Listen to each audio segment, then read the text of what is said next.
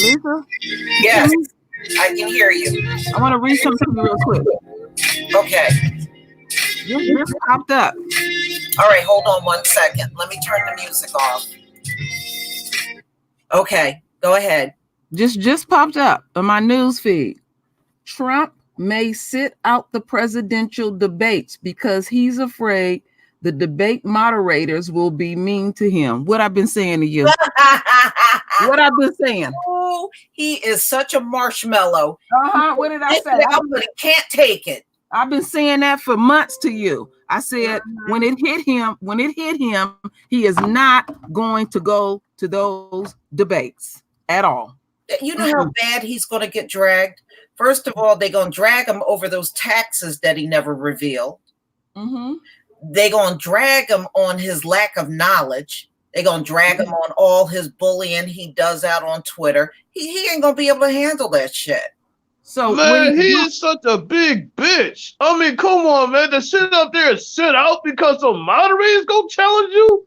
That's I've been saying this for the longest, and it don't have nothing to do with the moderators. What it has to do with is his damn record and stuff, and how messy he is. And sure, everyday person could slaughter his ass in a debate. And they gonna bring up all that mocking that happened to him when he was overseas at that NATO summit. He don't want all that mess coming up, and he has to stand there and answer. So what he's doing is he's preparing his base to rally behind him and saying that he won't be treated fairly in the debates. This dude is literally now. When does Trump treat people fairly? Man, and thin, like you said, he thin-skinned, Lisa. Yeah, thin-skinned. Yeah, he's just a big ass baby. I mean, always crying about shit, but don't even cry when he fucking do it. Tease people all day. I mean, just doing all kind of shit. Remember when he mocked that handicapped guy? Yeah, he did that. Yes, he did do that, Lisa. He mocked the handicapped child. Yeah, he sure did. He sure did. But now when his turn comes, he can't handle nothing. Typical. And so now, and I've been saying it. I said it to Lisa. I had said it to you this week. I've been saying it repeatedly. I said when it comes to that time, he gonna step out of that. He gonna step out of that. And I know I've been watching this sucker like a hawk. And I said he gonna step out of that. And he don't want all that impeachment stuff coming up in the debate. As we speak over that. As we speak, they sitting up there talking about how ethical Trump is. I said, how do the Republicans ethical? Man, I need to throw that motherfucker a bib and a pacifier with his big baby ass. They sitting there with a straight face, talking about Trump, his supporters, and my husband. I just came downstairs. He said they sound stupid. He said they sound stupid supporting this dude. And I just told him, Lisa, what you told me this morning, what Trump did. Mm-hmm. And my husband said the same thing. He said, this dude just put the nail in his own coffin. Mm-hmm. Because he didn't know nothing about that. I didn't either. Until you told me this morning, he said he did what? I had to repeat it to him. I said, yes, he did. And I said, people are so intertwined into the impeachment hearings. A lot of people are not really focusing on it like that. Mm-hmm. This dude think he's a demagogue and all kind of shit, and he can rewrite. What he's asking the Republican Party to do is rewrite the Constitution, pencil things in and out. And there's a reason why that they had put checks and balance in place for a sucker like this. So it's going to be real interesting to see how this all goes down. It's going to be quite interesting. I just hope he just be the president again. Yeah. Yeah, but sadly he is, because the Democrats are just as fucking soft. Yeah, but the Democrats need to feel that pinch big time. KD, how they did us. They really need to, you know what that's gonna do to the Democrats? They're gonna be like, damn, we did all of this and this still didn't work. And I mean, look, and then they want to play this blame game, like with Kamala, the reason why she out, because she didn't get our support. She told us she didn't have no fucking agenda for us. Right. And she told us straight the fuck up she wasn't gonna help us. So how the fuck is that our fault? Yes. It's not. It's not. No. It's not. I even heard them try to say Trump won the election because of the black community. No, Trump won the election because of white women. White women. Mm-hmm. Straight up. Okay. No, if he hadn't won anything, because some of us actually stayed back. Mm-hmm. Mm-hmm. Yeah, we had nothing to do with that. Mm-hmm. No, we did not. We sure did not. But I wanted to. That just popped up because I'm working off of 2 computers on Raw Story, and I said that's what I've been saying he was gonna do. I've been saying that. I've been saying that over and over, KD. Mm-hmm. I said when he thinks about it, as time get closer, I see his ass gonna back out of them debates. Mm-hmm. Yeah, he's such a wuss. Mm-hmm. Oh, big. Man, I need to bring a bib and a fucking pacifier to his fucking rally. He's such a big ass bitch. And then he's such a whining bitch. He'll go on TV and to the press, and he'll just whine. He did me and all they did, and I'm like, this dude is. And then on the flip side, he's doing something rotten. How you doing, Big Mike? Hey, how y'all doing? Shalom, shalom. Hey, what's up, Big Mike? Did you get to see those? Did you get to see those chariots I had sent you, Big Mike? Yes, ma'am. Yes, ma'am. I saw them this morning. Okay. All right. Ooh, yep. Wait a minute. We went past Lisa's time. Excuse me. That's okay. No, Mike. Did you hear about what Trump did? He did a lot. Which one are you talking about? He made Judaism a race and nationality. Yeah, that's what we've been talking about, me and my homeboy. So they just put their foot in their mouth, because now what we've been saying all along has been true. They're not the people. Mm-hmm. Right. Mm-hmm. Right. So True Royal and I were talking, and I said, Trump just brought a judgment down on himself. He's now trying to act like he's some kind of some little you know, he's acting as the Antichrist on the behalf of the synagogue of Satan. So I mean, when you really look at it, that's where the hell he really came from. This dude don't even realize what he's doing. But boy, when Yahweh whoop his ass, whoop. Well, Yahweh will fuck him up. That's why you keep telling him to he's a special case. It's gonna be a slow, painful ass kicking. I see what Lisa is talking about. She was saying in the end, these motherfuckers is gonna be begging for their death. Begging. They're gonna be begging to just be taken out, and it ain't gonna happen. Oh yeah, but Obadiah's fucking them up right now. What were you gonna say, Mike? But yeah, a witness that was on the scene said that it was a white Jewish guy that was doing the shooting. You know what, Mike? I believe that because nothing is adding up. Nothing. You know, I read an article this morning, and it said her family, you know, the woman that was there that they claim she was involved too. Number one, all of the Hebrew Israelite group said they never seen her before. And they said that, you know, and her brother said he didn't know nothing about her being affiliated with Hebrew Israelites. She's never spoken around him about that kind of stuff. Right. You know, so nothing is adding up. And then what they said about the man, he said the only religion that counts is you know, Hebrew Israelites. But this is not a religion. So that doesn't because I'm gonna say it like this. How the hell can it be a religion when it's related to lineage? You have to be tied to the lineage. It's the bloodline. Exactly, KD. It's the bloodline. You got to have a bloodline to Abraham. So how is it a religion? To me, this don't even sound like legitimate Hebrew Israelites. Yeah, and then on top of that, when we get on here and speak about not eating pork, what is kosher? Kosher is all that pork. So who the hell is going to teach the scriptures in front of pork? Yep, you're right about that. Go ahead, Big Mike. What were you going to say? You know, they just trying to discredit the awakening. They just trying to as what the Most High is doing because they know prophecy very well themselves. Right, Mike. That's what I said this morning. You know what I said this morning? I said, see, they are trying to affiliate that shooting to Hebrew Israelites, right? So what they are ultimately doing is criminalizing us and propping up and giving legitimacy to the synagogue of Satan. You know what else I thought, Mike? They trying to spark that red flag so they can start that BIE bullshit. Yeah, it's already activated. That's why he went and said Judaism is a nationality. You know what I'm saying? It's a trip. It's a game they play. Look how it's all coming to a head. That's amazing. Yeah.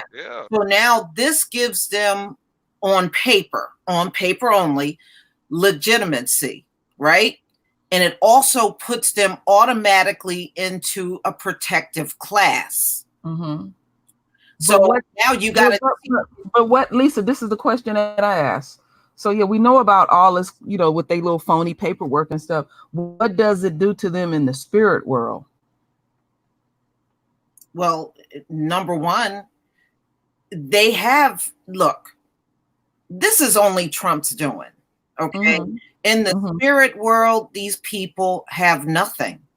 Yeah, because in the spirit world, they have their own laws too as well. And they don't, and you know, they don't know what they done stepped into. You know, no, they can't. They don't have no control over that. So when you dabble in these type of worlds, that's like I was telling people that into voodoo is not our stuff.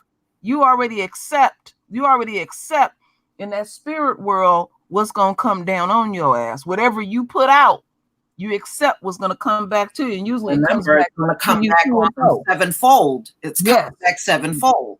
That's right. That's right.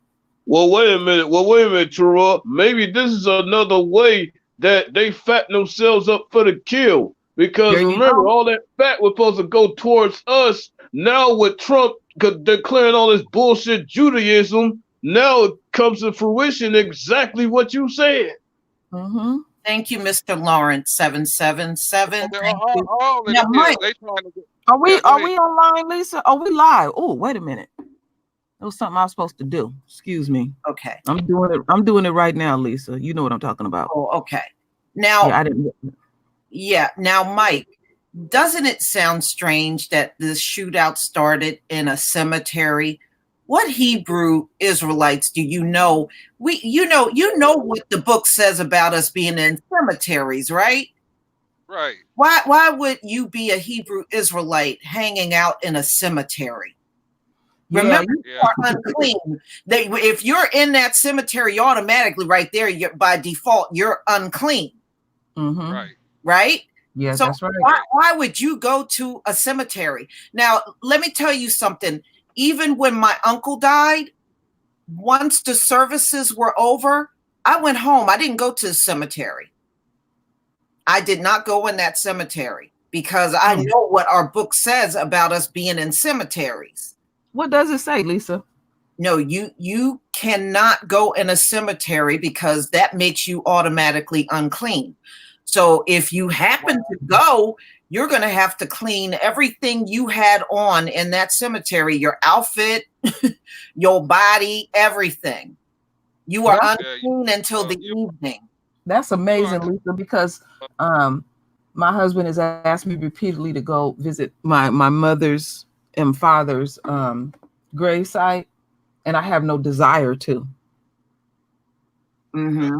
And then on top of that, what type of Negro want to go visit a cemetery anyway? We talk too much about living. Who the hell's thinking about dying when they live? That's in general. That's just some black folks don't even hang around. Right, in general. But they're saying this is where that shootout began. It began in a cemetery. So what drew them to that cemetery? Mm-hmm. Well, how did the police know that it was them? I mean, walked up on them and asked them. I don't understand that. That narrative of that story. He just automatically, police officer popped up to ask a question at a cemetery. Yeah. Come on now. Yeah. And then Big Mike, I heard that they were saying, Big Mike, they were saying something along the line about that it has something to do with something like it was some kind of illegal gun thing going on, and they were doing some undercover stuff related to guns. Right. I didn't hear that part, but now, I did.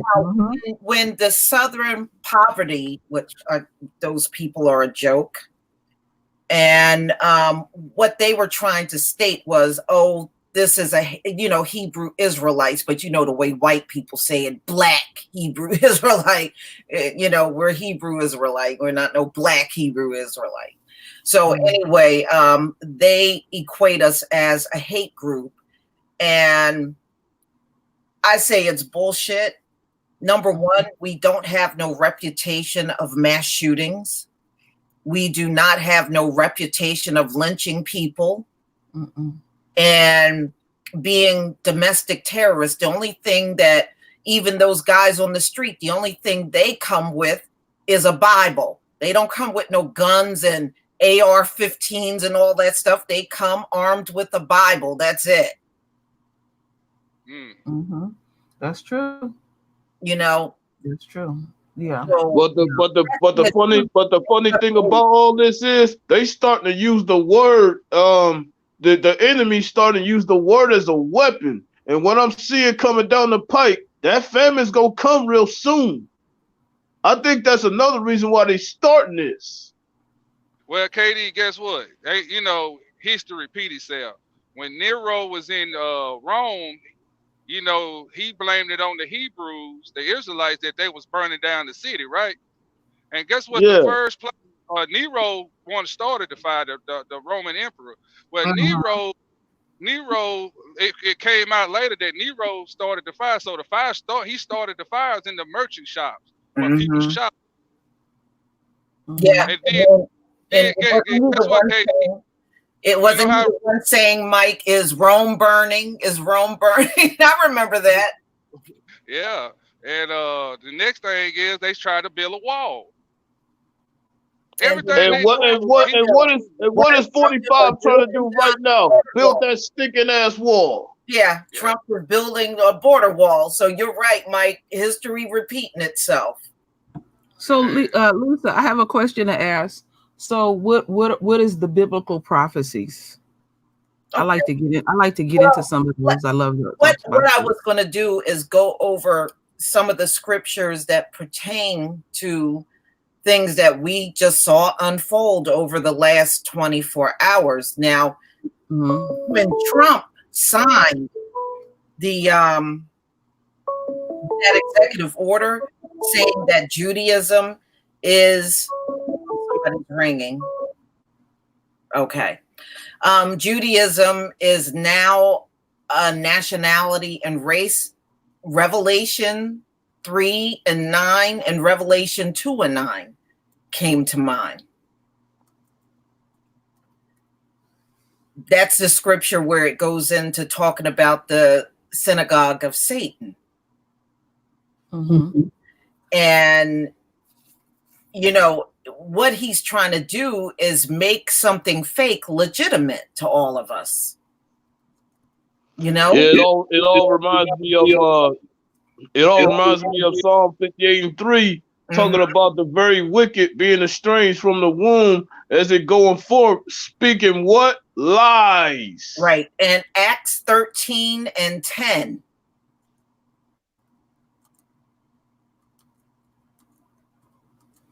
You know, that scripture, and said, you son of the devil, you enemy of all righteousness, full of all deceit, right? And isn't that what they are? Mm-hmm. And you can't get more deceitful than what Trump did. You can't. You can't. You cannot get more deceitful than what he just did. So think about this too, y'all. They got that land out there in Israel back in 1948, right? Now, I said this. Now, if they were really a blessed people, if they were really, truly a blessed people, well, then why did the Most High give them that little strip of land surrounded by their enemies? That don't look very blessed. Thank you, Hebrew Lion. That don't look very blessed in my opinion. He put you in a small little piece of land. We got states bigger than that land. And on top of that, he surrounded you by enemies. Why would he do that to his chosen people? Yep. And the scripture some more like punishment. And the scriptures say when the people, when we go back into the land, ain't gonna be no more war. That's right. It's supposed to be peace on earth. Right. And this goes right into 2nd Ezra 6:9. When Esau's time will be up, Jacob's time will begin. Right. That's right, KD. Their fall is our rise. What people don't understand is that is immediate. As soon as they fall, we are top dog. There's no break in between. So it's not like they fall and then, we got to wait another 3 years. No, it's instant. It's instant. Mm-hmm. You know? And I would, you know, and we were talking about what the real Hebrews look like. We know what the scriptures say about them being black. The best thing those fake Jews can do is dress in black. That's about it. They can't be black. Yep. Hey, Lisa, you send Lioness a link? Yes. Okay. Lioness, I think I still got your email. Hold on one second. Well, you know, Katie, this all started back when the Ashkenazi Jews are trying to get out of Israel because they know what the judgment is coming to that place, right? Yeah, so, they did. They had them plagues coming to them. Because I remember when Lisa did a video when it came to them bugs, you know, flooding Israel like that, and they was being effed up. I'm like, woo! They better get the heck up out of there. What? Well, okay then. Well, where were they trying to go first? They were trying to go back where they come from. That was the Ukraine. Right. Yeah, they were. But Putin stopped their ass. You know what I'm saying? Yeah, because So he don't want them. He don't want them. He don't want them. Right. So now some serious events had to take place. That's why Trump gave them what they needed to be, you know, a nationality. So they have. So that's where this cover's coming from. No wonder he said that shit. Now that's why they got to be a protected class, because they finna flock their ass back over here. A lot of Jews left in, you know, during 1948, 49, during the Balfour Declaration, when Israel became a state. You know what I'm saying? Yeah. Yeah, that's when it was first established. Yeah. Yeah, now they trying to come back. So what all you seen yesterday with that shooting and everything, all that's orchestrated, man. It's just, you can just see the handwriting on the wall. Mm-hmm. Oh, and thank you, Tremel Nichols. Thank you so much for this super chat. Yeah, you know, wow.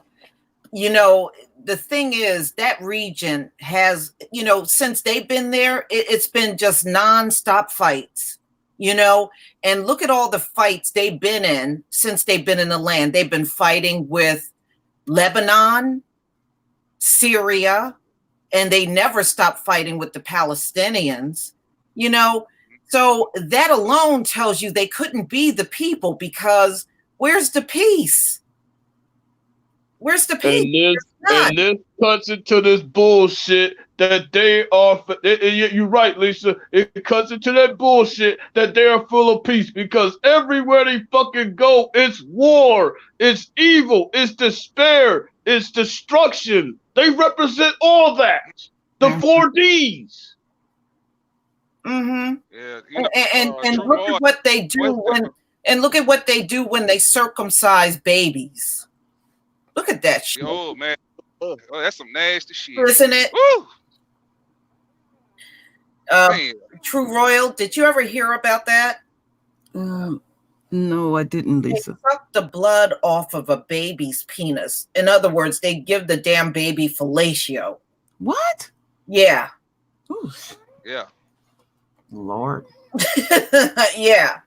Mm-hmm. And that's part of the christening. That's what the rabbi does. He goes down on a damn baby. Oh, Lord, Lisa. Now, you know damn well we wouldn't do that abomination crap. No.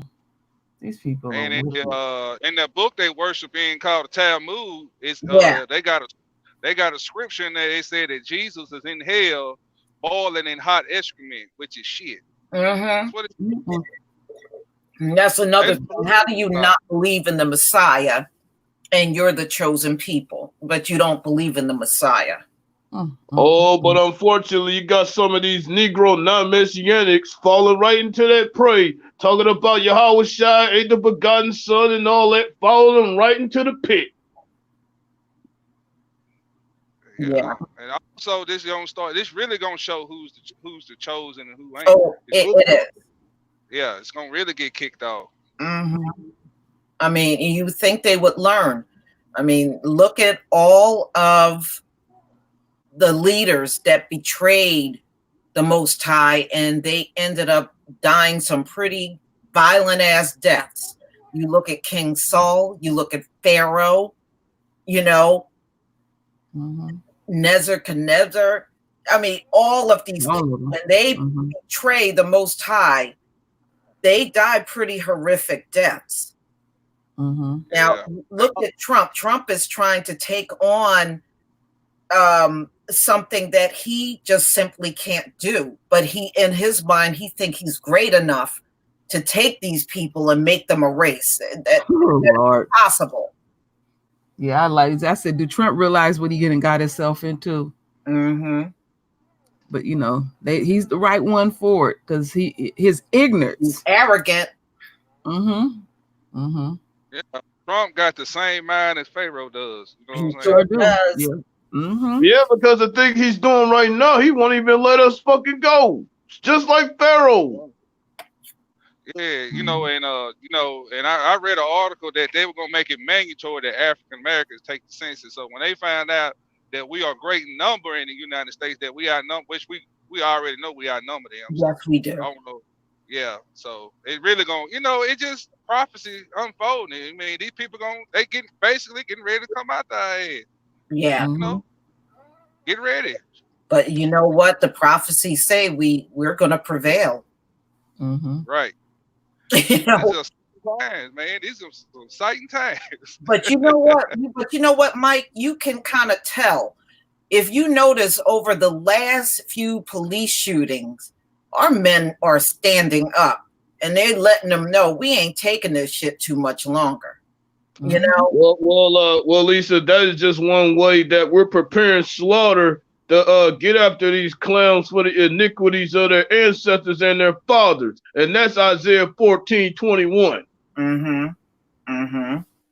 You know, but you're just hearing a lot of our men say, look, we ain't gonna be taking this stuff too much longer. We ain't taking it. And I listened to how bold the black men were talking when a Tatiana was killed. You didn't. You heard a lot of brothers stepping up and talking about bearing arms and doing all kinds of stuff. Well, Lisa, we can even go back a little bit further when that white boy was hitting that sister at the bar, and them brothers was looking for his ass. Yeah, his brother went into hiding, didn't he? He sure did. How you doing, Lioness? Hey, Lioness. You got to unmute yourself. How you doing? How you doing, sis? Shalom, Lioness. I'll talk to y'all backstage, but I'm alive. I'm okay. How's everybody?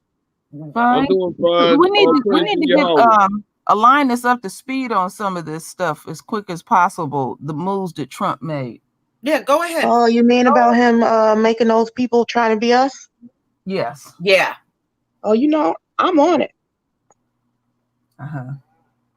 Okay. So, what are your thoughts on it?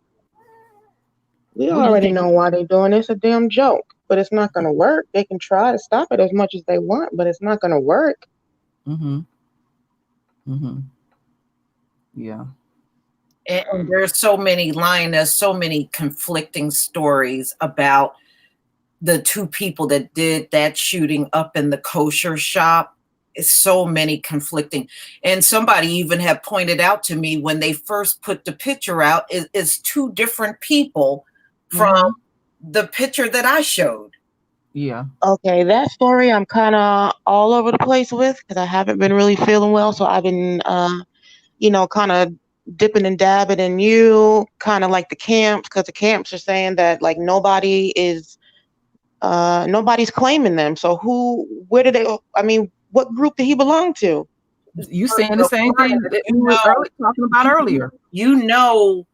The police in this country always lying on us, right?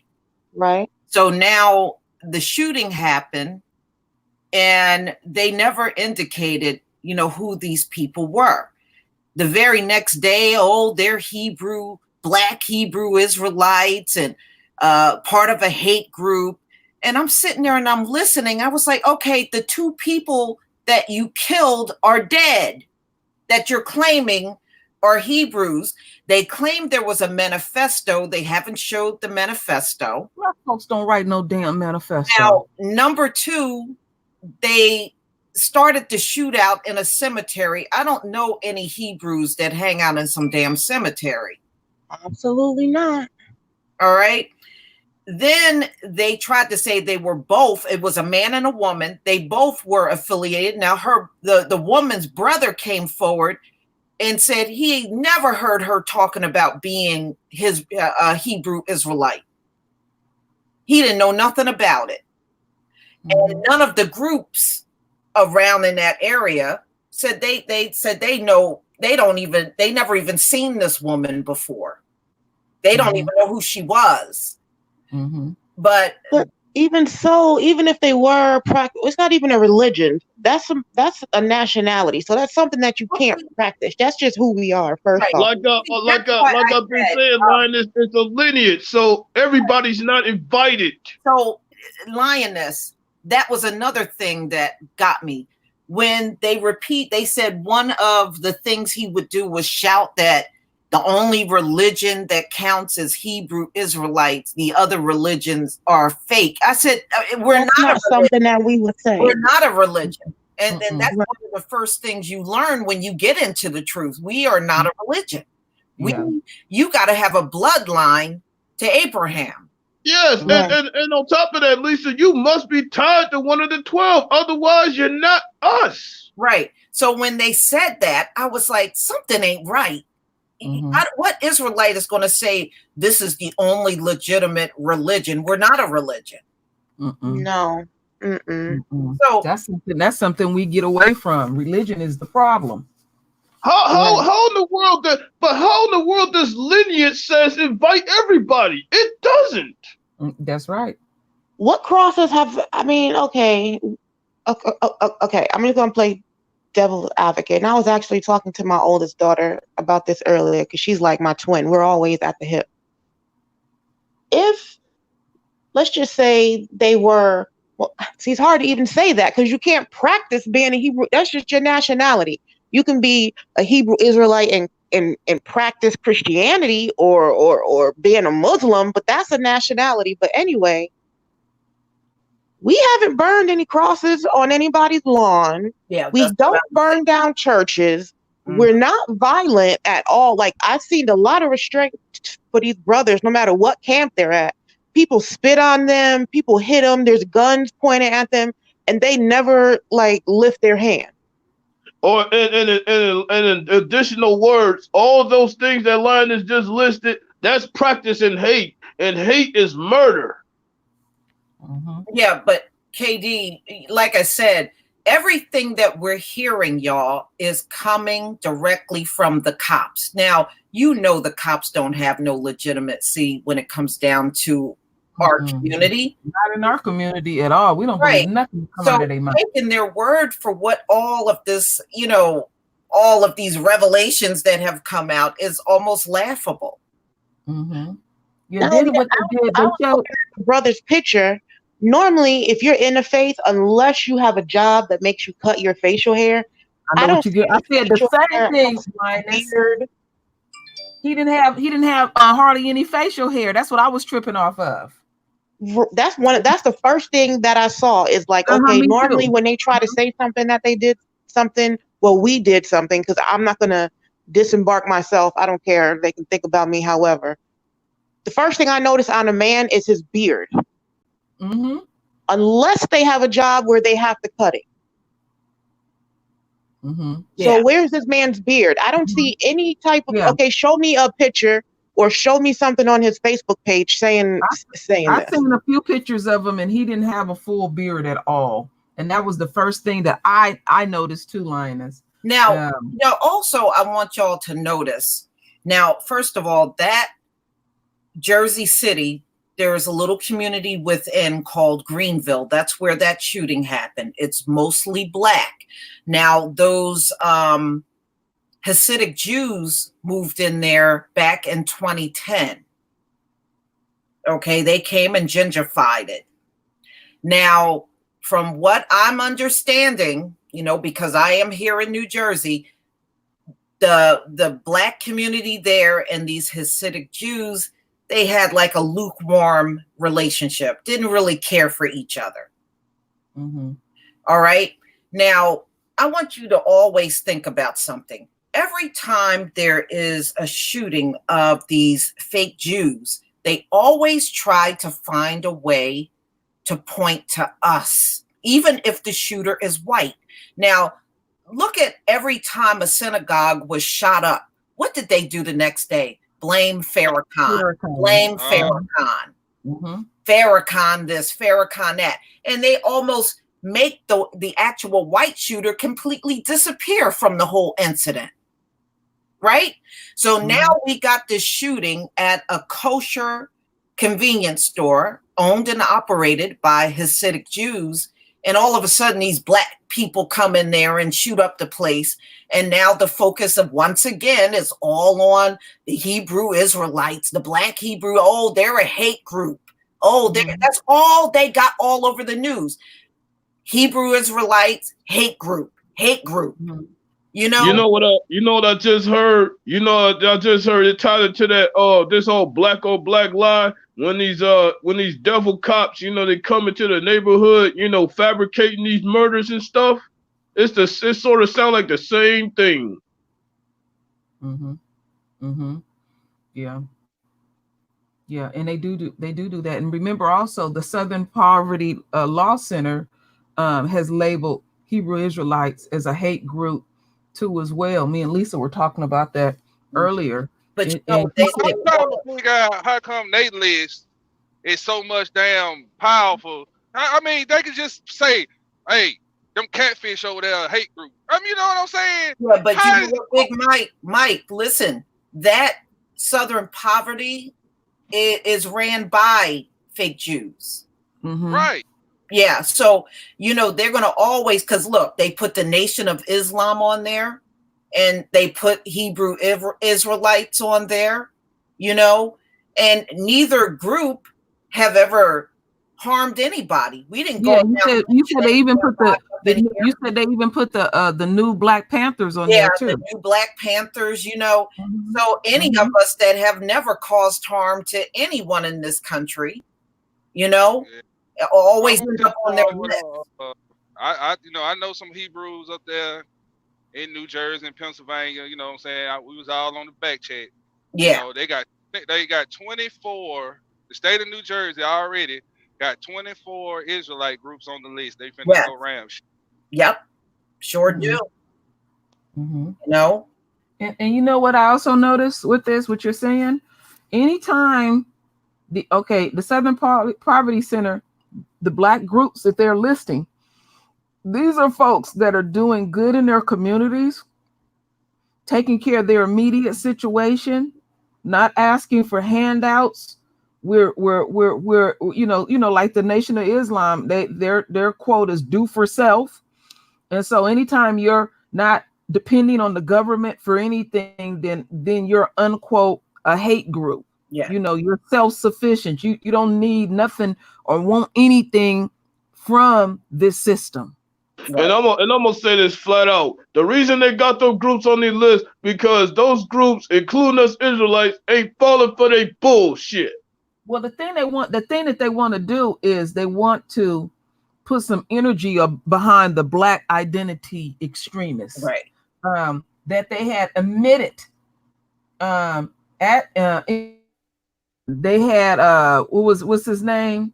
Jeff Sessions had to admit that there ain't no Black identity extremists. Right.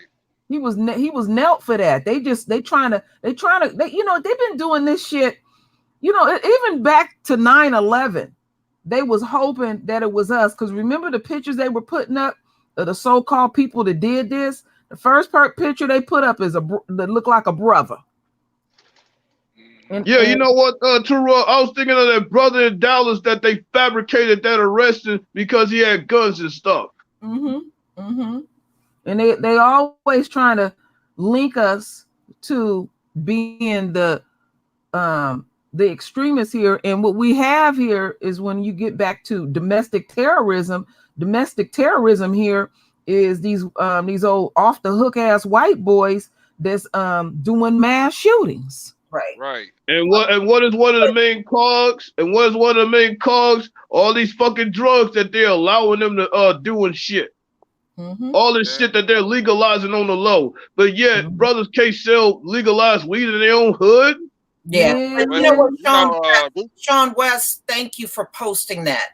He put J. Edgar Hoover. And that's correct, because you can go through every era and there's always some devil demonizing us. Yeah, because he was the one that was in the fight with the Panthers, as I can recall. Well, that brother took my right out of my head. I was just finna go there. The same way they doing now, it's the same way they do the Panthers. Yes. Sure. Yeah, sure is. And their concern, his concern was I'm gonna say it, I'm gonna keep it core. His faggoty black ass, because he's black, J. Edgar Hoover. His concern was they don't want to have an unquote black Messiah, right? Well, you know what? We all are the Messiahs. So can they come down on all of us? See, it can't be one. It has to be all. See, they can isolate a one. They can isolate a one and shut a group of people down. Right. But you gotta keep coming and coming and coming and coming and coming. And they did it again with stop and frisk. They did it again. They demonized us up in New York, right? You had Giuliani and Michael Bloomberg demonizing the black community and making up excuses so the cops can stop and frisk. And that turned out to be a major disaster. You know, a lot of the people up there are still mad as hell over that stop and frisk. Yeah, you're right about that, Lisa. You're right. Yeah, some told me that Clinton and Giuliani was in on that shit because they started that crimes bill, and Giuliani was rolling right along with it up there in New York. And then you got Bill Clinton that signed the 3 strikes you're out, and Joe Biden was the author of that, right? And that the crimes bill that kicked off mass incarceration right there. Oh yeah, found a way to demonize us up in this country. And don't forget Dopey Bernie Sanders went along with that shit too. Yeah, we certainly know. I dragged him in a couple of videos about that. Yeah, that's why he told people not to listen to Bernie Sanders told folks don't listen to Lisa Cabrera. So he know who she is. Yeah, but he also told that youngin listen to the police so he'll get shot in the back of the fucking head. What kind of shit is that? And what did Bill Barr's fat ass say last Pretty week? much respect the police or you won't get patrol. We don't want your patrolling now. They don't protect us. Shit and pull them out now. We won't miss them. No, we don't look at the police as a form of protection. They don't protect us. They have never protected us. They don't have a history of protecting us. Yeah, they protect those that look like them, but serve us with the fucking bullets. Yeah. And then on top of that, let's rub it in a little bit more with Sanders. His ass done had a heart attack, and he out there still trying to run for president. Now, let's not forget stand your ground. Let's not forget stand your ground. Another law that they try to use against us. See, it's only stand your ground for white people. Yeah, and that's what brought on this Trayvon Martin melee. Many things, KD. We've seen several of them use that as an excuse, but we can't use stand your ground. If it's us trying to protect ourselves, we can't use it.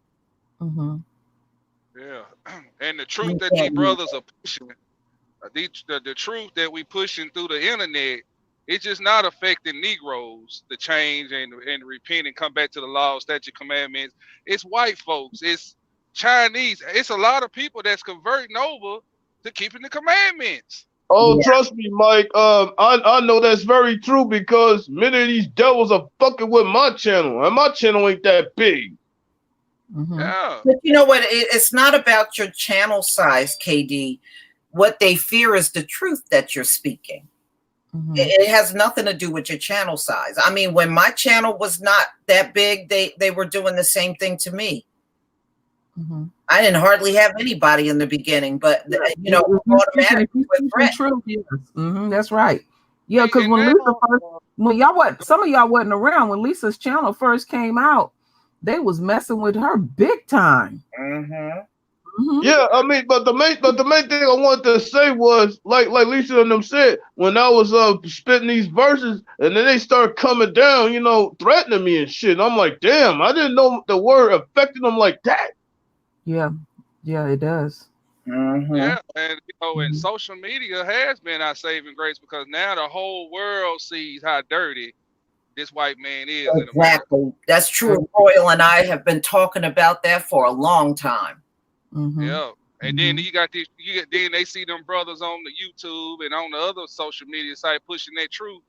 You know what I'm saying? Like, Right. wait, maybe something to this. Maybe let me look into this. Mm-hmm. Then you got, our Hebrew brothers and sisters in Africa. They didn't leave. You know what I'm saying? The Igbos and all the other tribes over there. Yeah, the Bantus and the Yorubas and the homies and all them. Yeah, connected. See, that's two sticks that's trying to come together. Right. And yeah, and that plays into Ezekiel 37 and 19, where it clearly says that Judah and Ephraim, when they unite, they will become one stick again. Wow. Right. Wow. That's amazing. It is amazing because when you go back in the biblical text, we were beating the hell up out of each other. Tribes became jealous of each other and we started fighting. That's why I was trying to tell my son, I said, the drive-by actually is not new at all.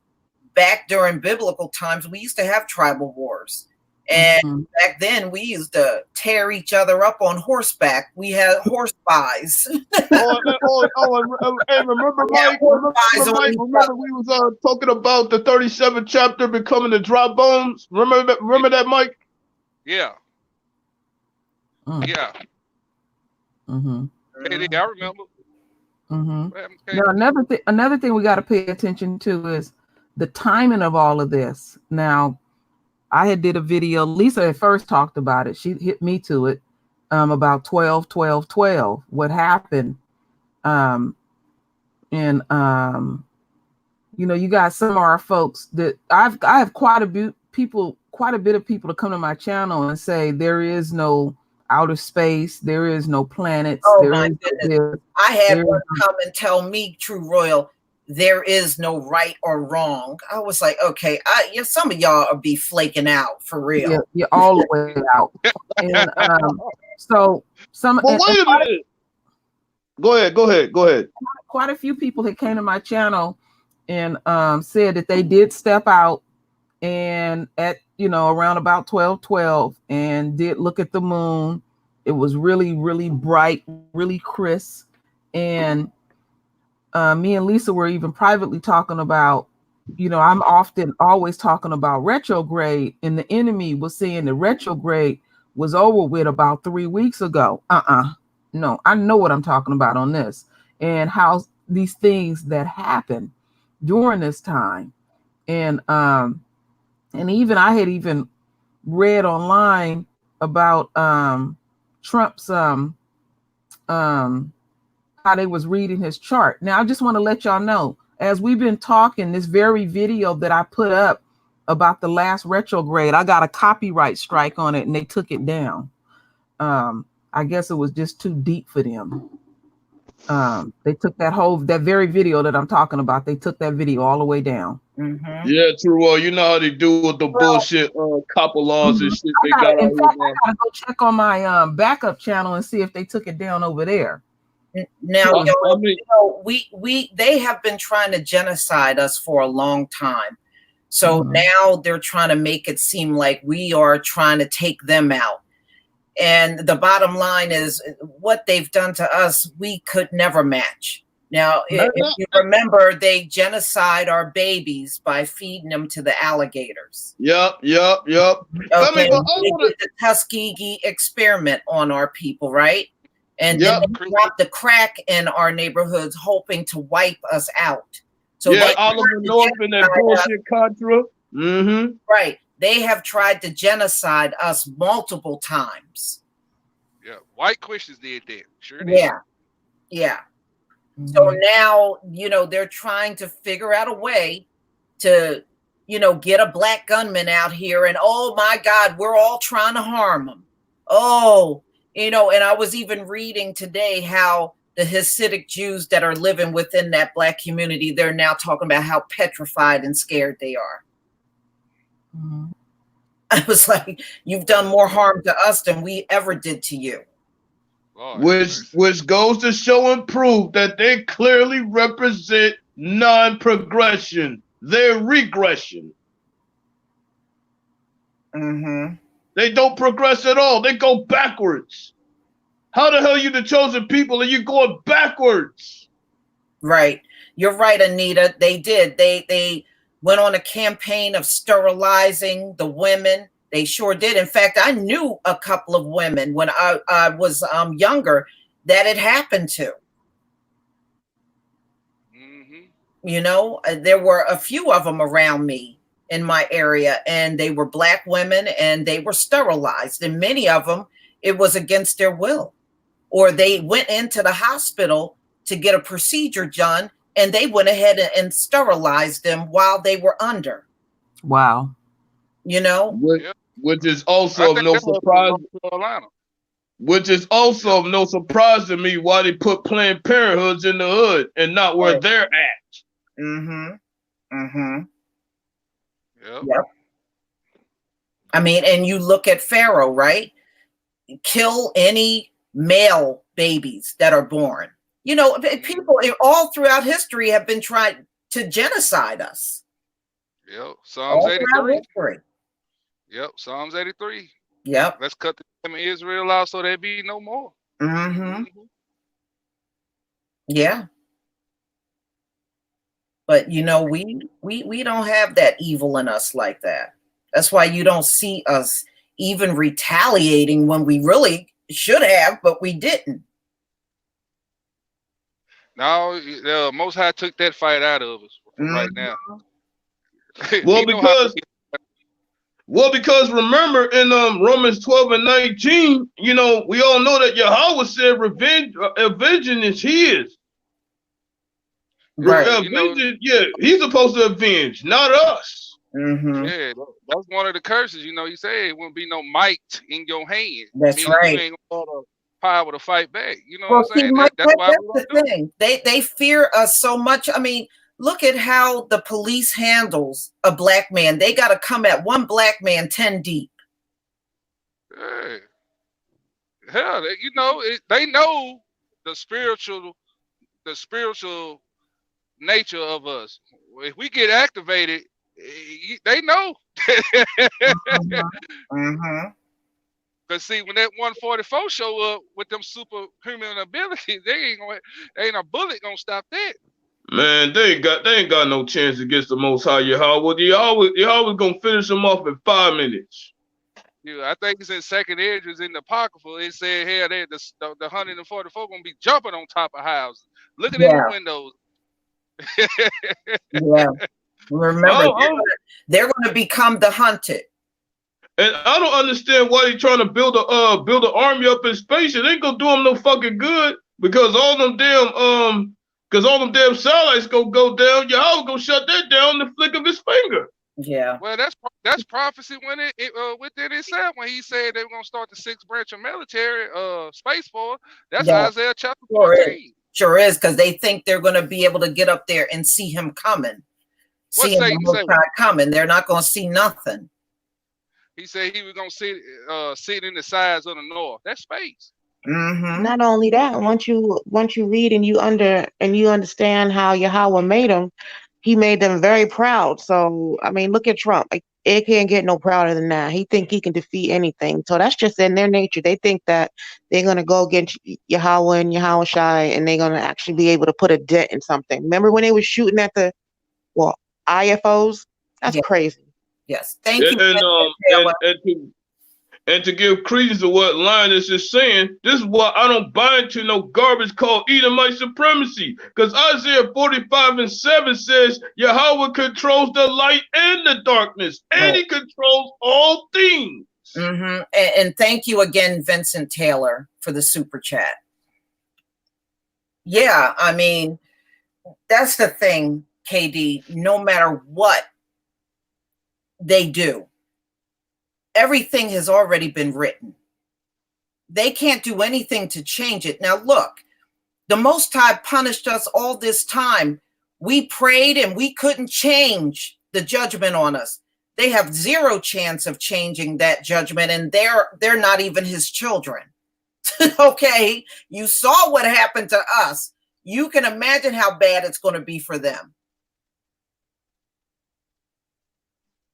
And this goes right into the narrative, just like you said, Lisa. No matter what they do, their fate is already sealed. Yahweh's already predestined it. They fate was sealed when they brought that Bible and be swearing on it every time they get inaugurated into the presidency, you know, and in the courthouse. When they swear on that Bible, they sealed their fate. Yeah. Or better yet, they fate was sealed when Esau took he sold his birthright for a plate of soup.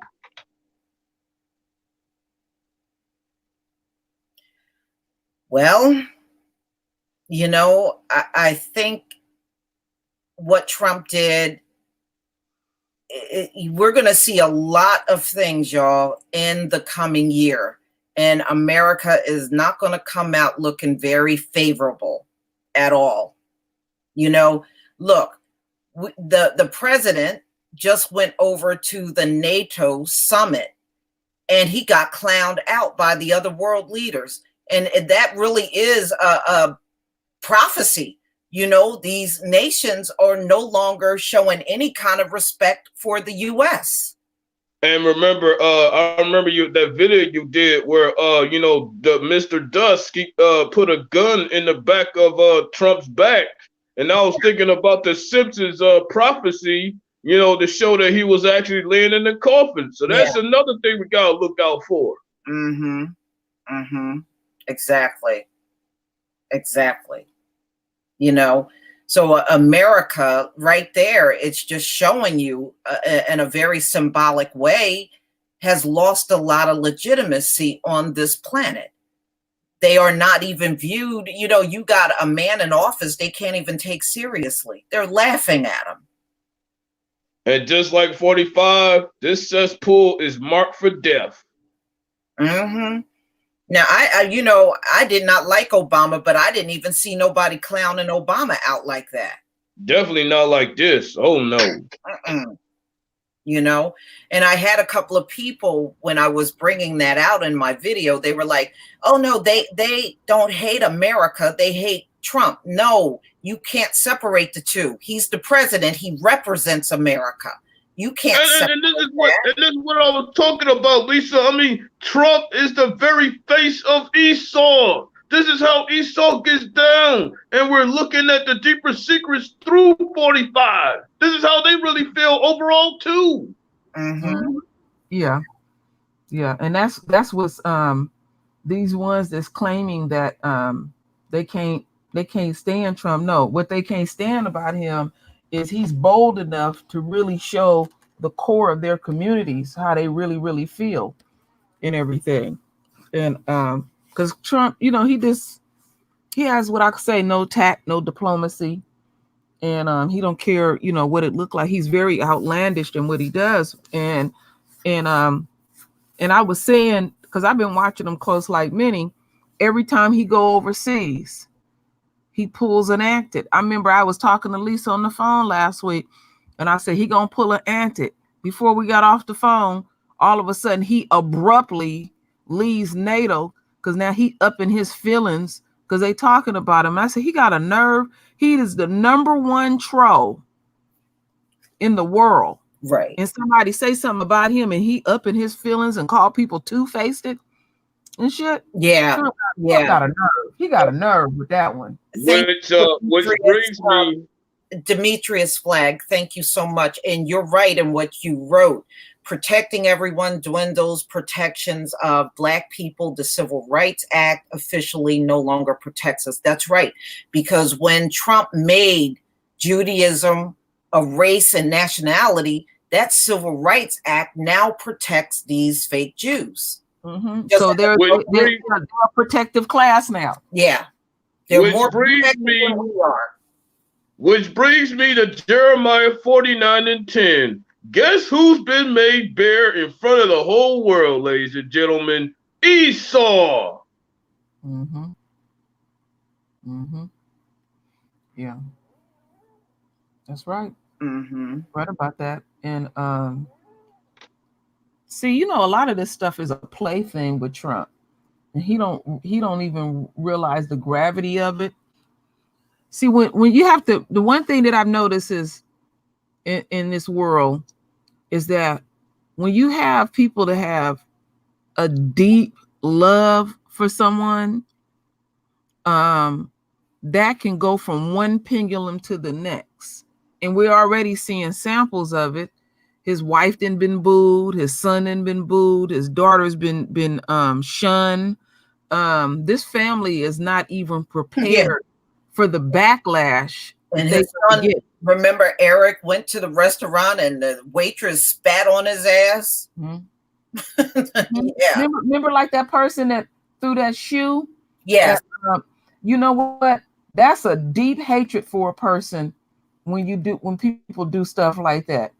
That they hate you so much, because in different countries, they have different meanings for different things. And this family is not prepared what they getting ready to deal with. And I have even read where people say, well, they need to talk. Trump's family need to talk to him about the stuff that he's doing. Well, see, he raised them motherfuckers like that. So this is normal. This is normal behavior. This ain't nothing new to them.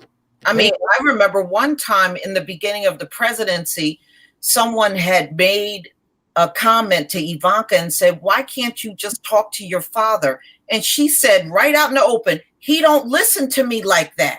I said, she's right. He doesn't listen to anybody. He does what he wants. Just think about all them fake advisors he got around him. He claiming that, I got a team, but what good is a team if you don't listen to him? No. Shoot, they making money and don't have to do nothing. Right. He already got in his mind how he want to do things and stuff and everything. But Trump, now when we first started, and I've been saying this for the longest behind the scenes to Lisa, that I said Trump is not, when it come time for him to get in those debates, Trump is not gonna he's not gonna be a part of those debates because he know he gonna get slaughtered. Right. Well, see, Trump didn't just put himself in a box in one sense, because even though he's going to appeal to his base that, he called that fake news, I'm not going to be treated fairly and all this stuff. Well, then on the flip side of that, you're also showing weakness. Now, let's remember this. When Trump's son a few weeks ago went to go speak before some staunch Republicans, which this dumbass thought was liberals, that there's different levels of Republicans in the there's people in the Republican Party real pissed with Trump. So he gonna have his critics in his party saying, so why you gonna go out there? You gotta go out there before the people and be able to defend yourself. And you just gonna keep hiding behind the very thing that you say is fake news, the media. You want people to do your own thing. At some point, spoke about that too. When they were mocking him, they talked about fake news. I said, you're right about that. At some point, Trump is gonna have to stand on his own two by himself without a crutch. You can't have your dumbass daughter who he think this the smartest thing on the planet with you. At some point, he gonna have to do it, and he not gonna be able to do it. That's when that motherfucker gonna start getting real sick or something, something wrong. That's like we seeing Weinstein now running around pushing a fucking walker, like something wrong with him. Wasn't nothing wrong with your dick when you was sitting up there raping them women. Now all of a sudden, now you got a problem. I'm telling you, Trump gonna pull all kind of antics. He gonna pull all kind of antics. All kind. And I knew he was going to pull this, but like I said, Trump ain't really paying attention to the different levels of Republicans. Remember I was saying, Lisa, earlier today, I said David Duke and them, they pissed with him. They said, we got you in office. The alt-right, they angry with him. They said he ain't fulfilled what he was supposed to fulfill with them. He got a lot of people coming at him. So him becoming president next round will be the death of Trump. And you know what they call them? Excuse me, say this one part. Death don't necessarily mean he gonna die. It can just be just what you watching what's going on around him, because you got to remember Cohen came out today talking about he wanted his sentence reduced. He got to deal with that. See, all this stuff that he got to deal with, he gets a temporary reprieve, but eventually he's going to have to deal with it head on. And the thing of it is, like, you know what they call them next level Republicans? They call them never Trumpers for a reason. Mm-hmm. Just because they got the hat on and all that stuff doesn't mean they fully are for you. And this is what 45 is going to find out real soon too. Because remember, with them farmers, they are very, very pissed with him. Yes, they are, yeah. With the trades over there in China, they fucking up their money. Yeah. Okay. Well, another one I've been keeping up with, KD, the steel industry. He made them people promises, and there were generations of families that were in the steel industry. And, you know, in some of those little small towns, them towns is closing up. The steel industry then shut down. They pissed with Trump. He didn't fill their pockets. He didn't fill their pockets. And then on top of that, me being here in the D, he really fucked up the big three with them steel tariffs. Yeah. Yeah, well, he messed up a lot of things, because y'all remember the Vietnam summit with North Korea? He never did that right. No, he sure didn't. And he lied on them people. He lied on them people. Sure did. They wanted all those sanctions released off of them. He sit up there and outright lied. And remember this, when you see, especially in the Asian world, when you see them old folks have to come out of their cubby hole, something wrong. Something real wrong. And they're going to make his ass pay for it. Now, look at the move that he pulled this week. He had that dude from Russia over here sitting right there at the podium. I said, boy, Russia got him by the balls. Oh, they got him by the balls because he owe them all that money. Now he the president, so they using him like a fucking puppet. Mm-hmm. And Putin is playing his ass like a piano very smoothly. Yep. And oh no, and another one. Let's not forget what's going on in Korea. They still over there. Yeah, we know. We all know Kim Jong-un is clowning his ass too. Yeah, he didn't clean his hands of Trump. Yeah, that's what I was talking about, him skipping out on that Vietnam summit, because it was with North Korea. And like I said, Trump never made that right. He skipped out on them people because Cohen was testifying before the House. And he just was just driving him crazy that he was out of the country when that was going on, and he had to find a way to get out of that shit. Yeah, because even with the stuff going on with NATO, as me and Lisa were talking, and they said that Trump abruptly left, the impeachment hearings had just started. I was watching that in real time. He pulls this shit every time. If it's something going on about him, he cannot get nothing done. This motherfucker goes to other countries and act a complete fool every time he go over there. Oh, the rain is bothering me. The this, the that. He a whiny bitch. Yeah. And you know, that trade war, see, if China really wanted to be dirty, they could call in all that debt the US owes them. I mean, technically they can.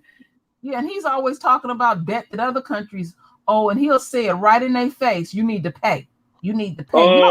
You don't do that. You don't do that. You don't do that on the world stage. You do that behind closed doors. You don't. Earth to 45. Earth to 45. You are the president of the most debted nation in the entire world.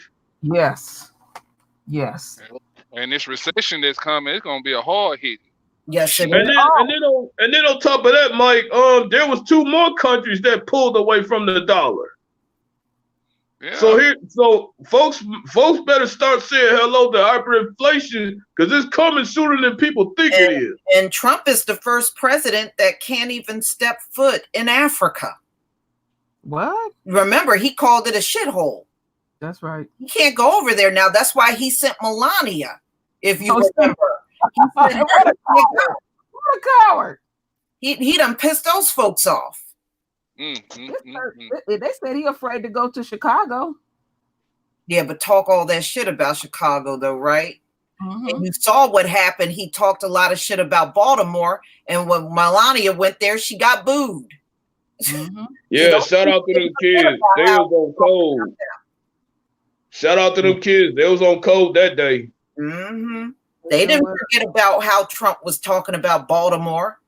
They didn't. And they also mad about the Democrats losing the black vote. They really in their feelings about that shit. Roly Poly acting a fool, Kamala acting a fool. Man, nobody give a fuck about no Roly Poly. He just wanted a spot in the administration. That's why he was caping for Kama Sutra so fucking bad. He been trying to get a spot someplace. He gonna live in that garage doing his little show, selling stocks to weed and D-herb. Yeah, right. Yeah, but he's selling D-herb to his 10 viewers, even though he got 30,000 views. Yeah. Yeah, right. Yeah. Wow. Yeah, right, Roland Martin. And he's another one, always want to cuss out us that are part of the new black media. Oh, what y'all doing is not media. I go places. I talk to people. Roland, nobody cares. You don't even have anybody's attention online. Okay. You know, something is wrong when you all of a sudden got these high number of views on your videos that you never had before. But then when we go to your live stream, it's like 3 people there. Yeah, shut up, because all you do is wear different color sheets and high heel sandals with them fucked up toes. I sure do, Linus. Yeah. The man don't have no neck to save his mama's life. Lisa, he lost 18 pounds. Come on now. Give him a break, Lisa. You know he lost all that weight. I remember one night I called Lisa and Roland Martin. I don't know, maybe he had a couple of drinks or something, and he was playing R&B and singing to everybody, doing a live stream. Remember that night, Lisa? And one time Lisa showed me a video. He had on a big old orange hat. No, that shit looked crazy. And he was in there just. Then I said, Roland is on one. Yeah, Roland. I know you be copying my my videos sometimes. Oh, you know, my son let me know. My son let me know all the time. He does all the time because he does it to me too. You know, and see what got to him was when Vicky Dillard did that video and called him out and showed how Phil got more views than him.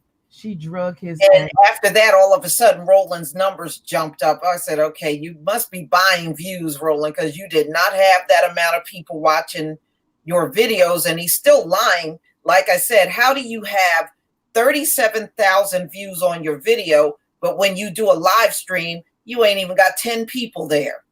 Okay. I've been over there and seen it more than once, Lisa. You're right.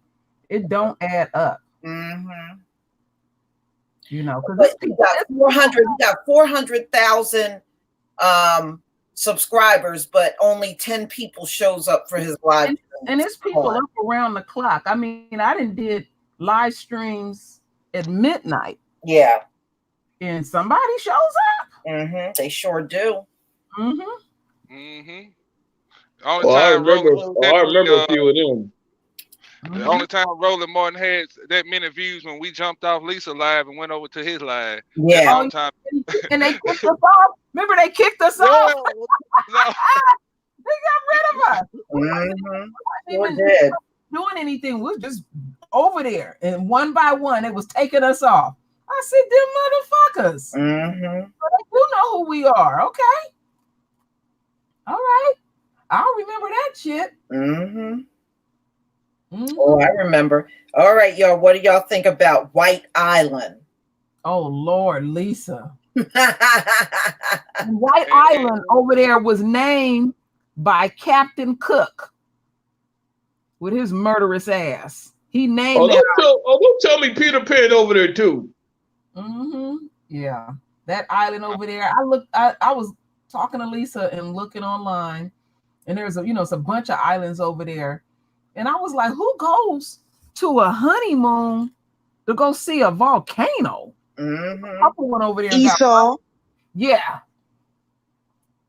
They the only ones I know who deal with wild. I think it was on the news that this Edomite lady, she kept some tigers or something, and she got bit by the tigers. They mauled her, and she was in the hospital saying she can't get she can't wait to come home to be with her tigers again. I'm like, bitch, those are wild animals. Well, they're cousins, so I guess it don't matter. Wow. Mm-hmm. Wow. Yeah. So one like that in New Jersey, Lioness, back in the day, and she used to keep them in this chain link fence, and I was like, those lions, they can tear that shit down. Oh hell no! I don't remember that one. She had tigers. The reason why she finally got them taken away is one of them got loose. And okay. the damn thing was near a school. Your phone just straight died. Mm-hmm. A damn thing was near a school. And that was it. They finally went in there and took all them damn tigers from her. There won't be no butt sunbathing on White Island. I'll tell you that. Mm-hmm. Yeah, they're gonna be burnt up for real. Those animals are not meant to be pets. Come on. Those are not meant to be no damn pet. No. But when I went online and looked at some other surrounding islands, they have hotels there. And then you can get a package, and a boat will come and pick you up, and then you'll go on a tour over on this island. Now this island smells like straight shit. Because when I was doing my research back in the 1800s and the early 1900s, that's when they stopped. They was getting the sulfur off of that island because they was putting sulfur in medicine to deal with like when people had infection. And you still got a lot of sulfur-based medicines too. Because some of us, I'm proudly, and I rarely use that word proud, I am allergic to sulfur. The enemy is sulfur-based and we're selenium-based. But anyhow, so you go on a tour and you got to put on these heavy masks. You got to put on these dust. It's not a dust mask. It's more. It's canisters on there. Mm-hmm. You got to get all covered up, and then you just go on this island, and you're going to go look at I don't know, the volcano, and it smells like shit. Yeah. So that's what they went to go do. Go to an island that smell like straight shit, active volcano. And that's what they go do on their honeymoon. Mm-hmm. Well, shit, they the only nation that climbed the motherfucking mountains and volcanoes and shit. Mm-hmm. And they said there is no sign of life.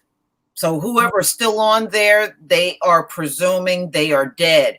And they said they are going to try to go in there to try to recover the bodies, but they can't go now because that thing is still emitting all kinds of smoke and ash and everything, and they just can't go in there. Yeah. All they got to do, Lisa, is just make up a law and pencil it in and out, and they can go over there anytime they want. Mm-hmm. All they got to do is arrest it and put it in jail, and then they can do what they want to do. And they can tell it what to do too. No, wait a minute. HAARP can take care of that. HAARP can take that's right. HAARP. Yeah, but those gases will kill you from them damn volcanoes. Oh, will. Thank you, James. Thank you so much for the super chat. Well, they go on tour on a shit island, an island that smell like shit. These people are weird. Mm-hmm. Or maybe they just reminiscing. They need to go on back to the Caucasus Mountains. Do they take tours up there? I gotta look it up. They do. Oh, they do. But they don't seem to be interested in that. They're more interested in Egypt. Oh, that's right. Oh yeah, the very belly of the sun where they burn up like hell. Mm-hmm. No, they made those pyramids at night. Yeah. I'm just breaking it to you, KD. They did it at night. Oh, so they sip whole weed underground too and don't burn up? All that. Mm-hmm. All that. Mm-hmm. Yeah. Kind of sound like vampires.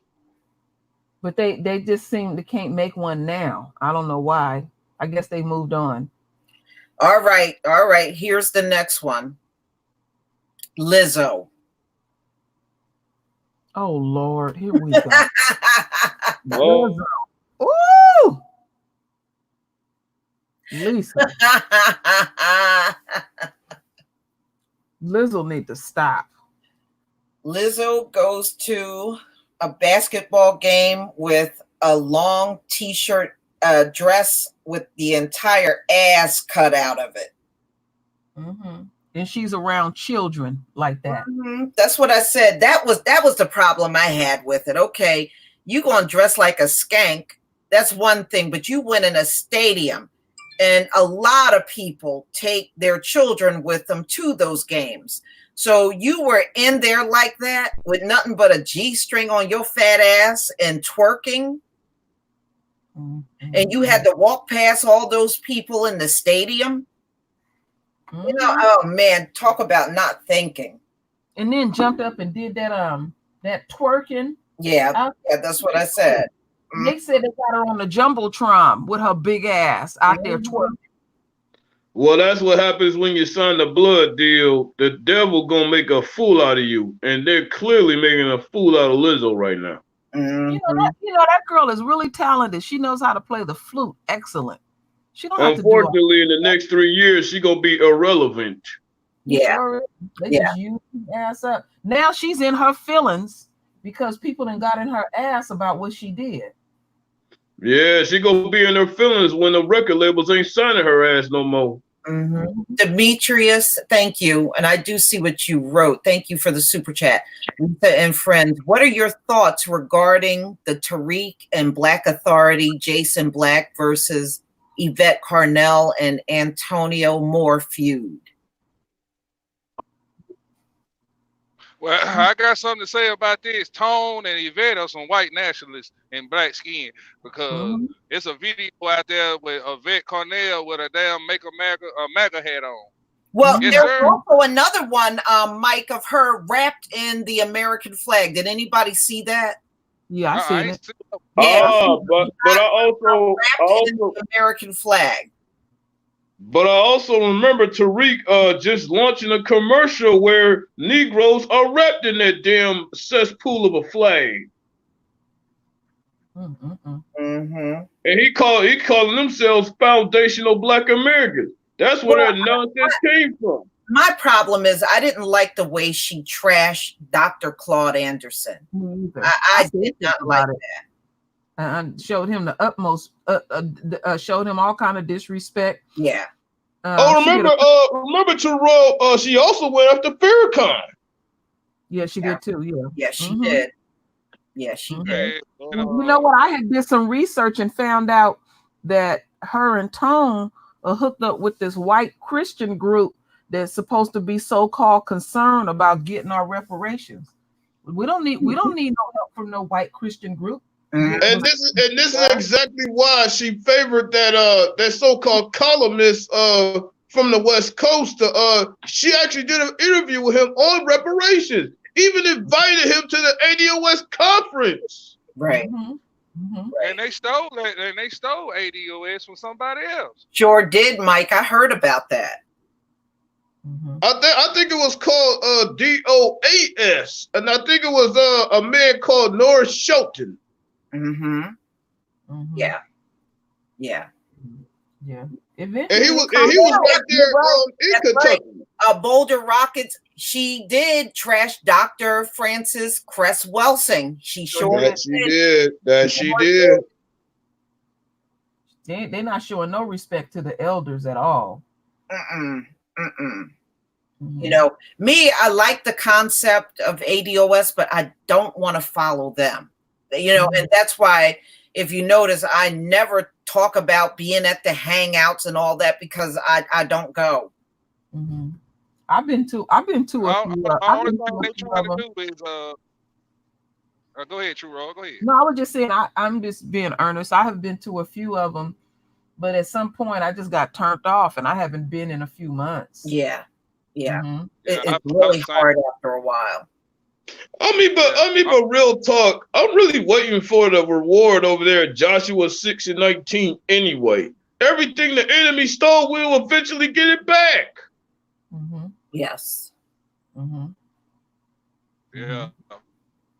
But she's trying to get she's like roly poly. She's trying to get she's trying to get into the political scene. She want to be, you know, Yvette want to be in the White House, so to speak. Something big. You know how they want to do. She's just a coon, you ask me. They're not gonna let Yvette in there. And this is what takes me back to Jeremiah 17:5. Curse that man that trusteth in man. Look at all those powers that got over there trusting in flesh. It's gonna be to the death of them. I'm trying to tell them, Mike. That's right. Yeah, you know, once all of that stuff started happening, I can't listen to you no more.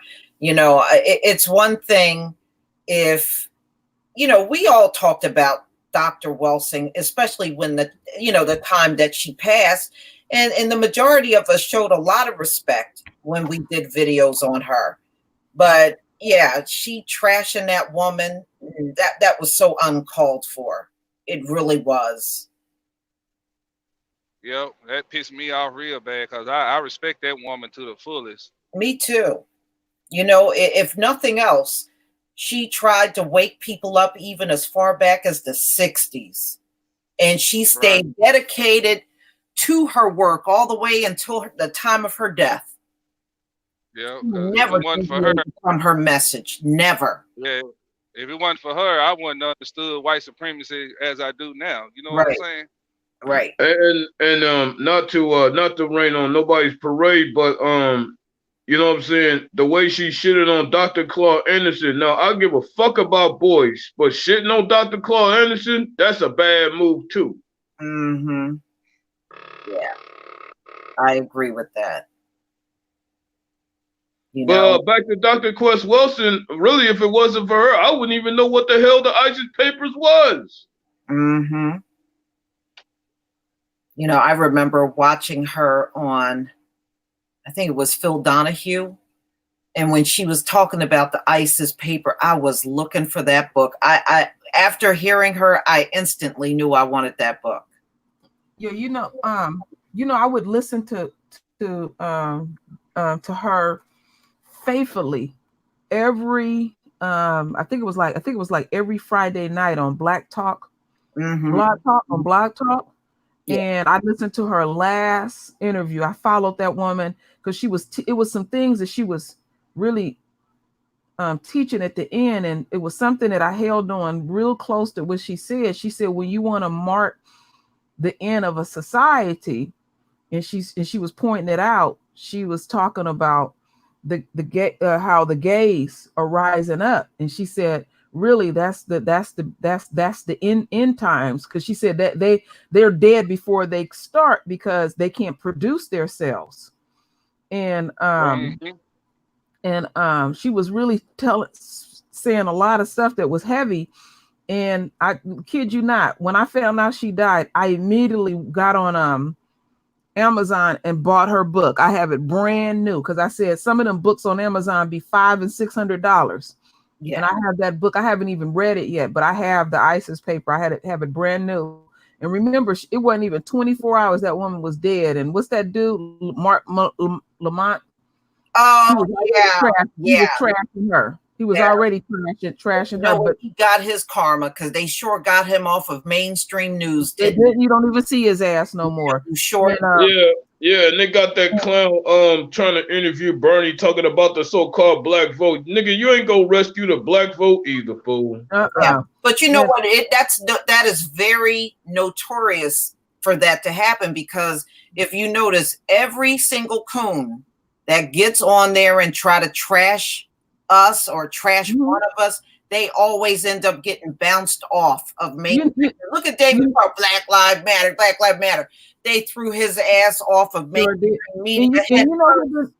You know who been predicting all of this, and I have to give it to him. Mr. Superboy been saying one by one which ones that they was gonna knock down, because we don't see Amber Phillips.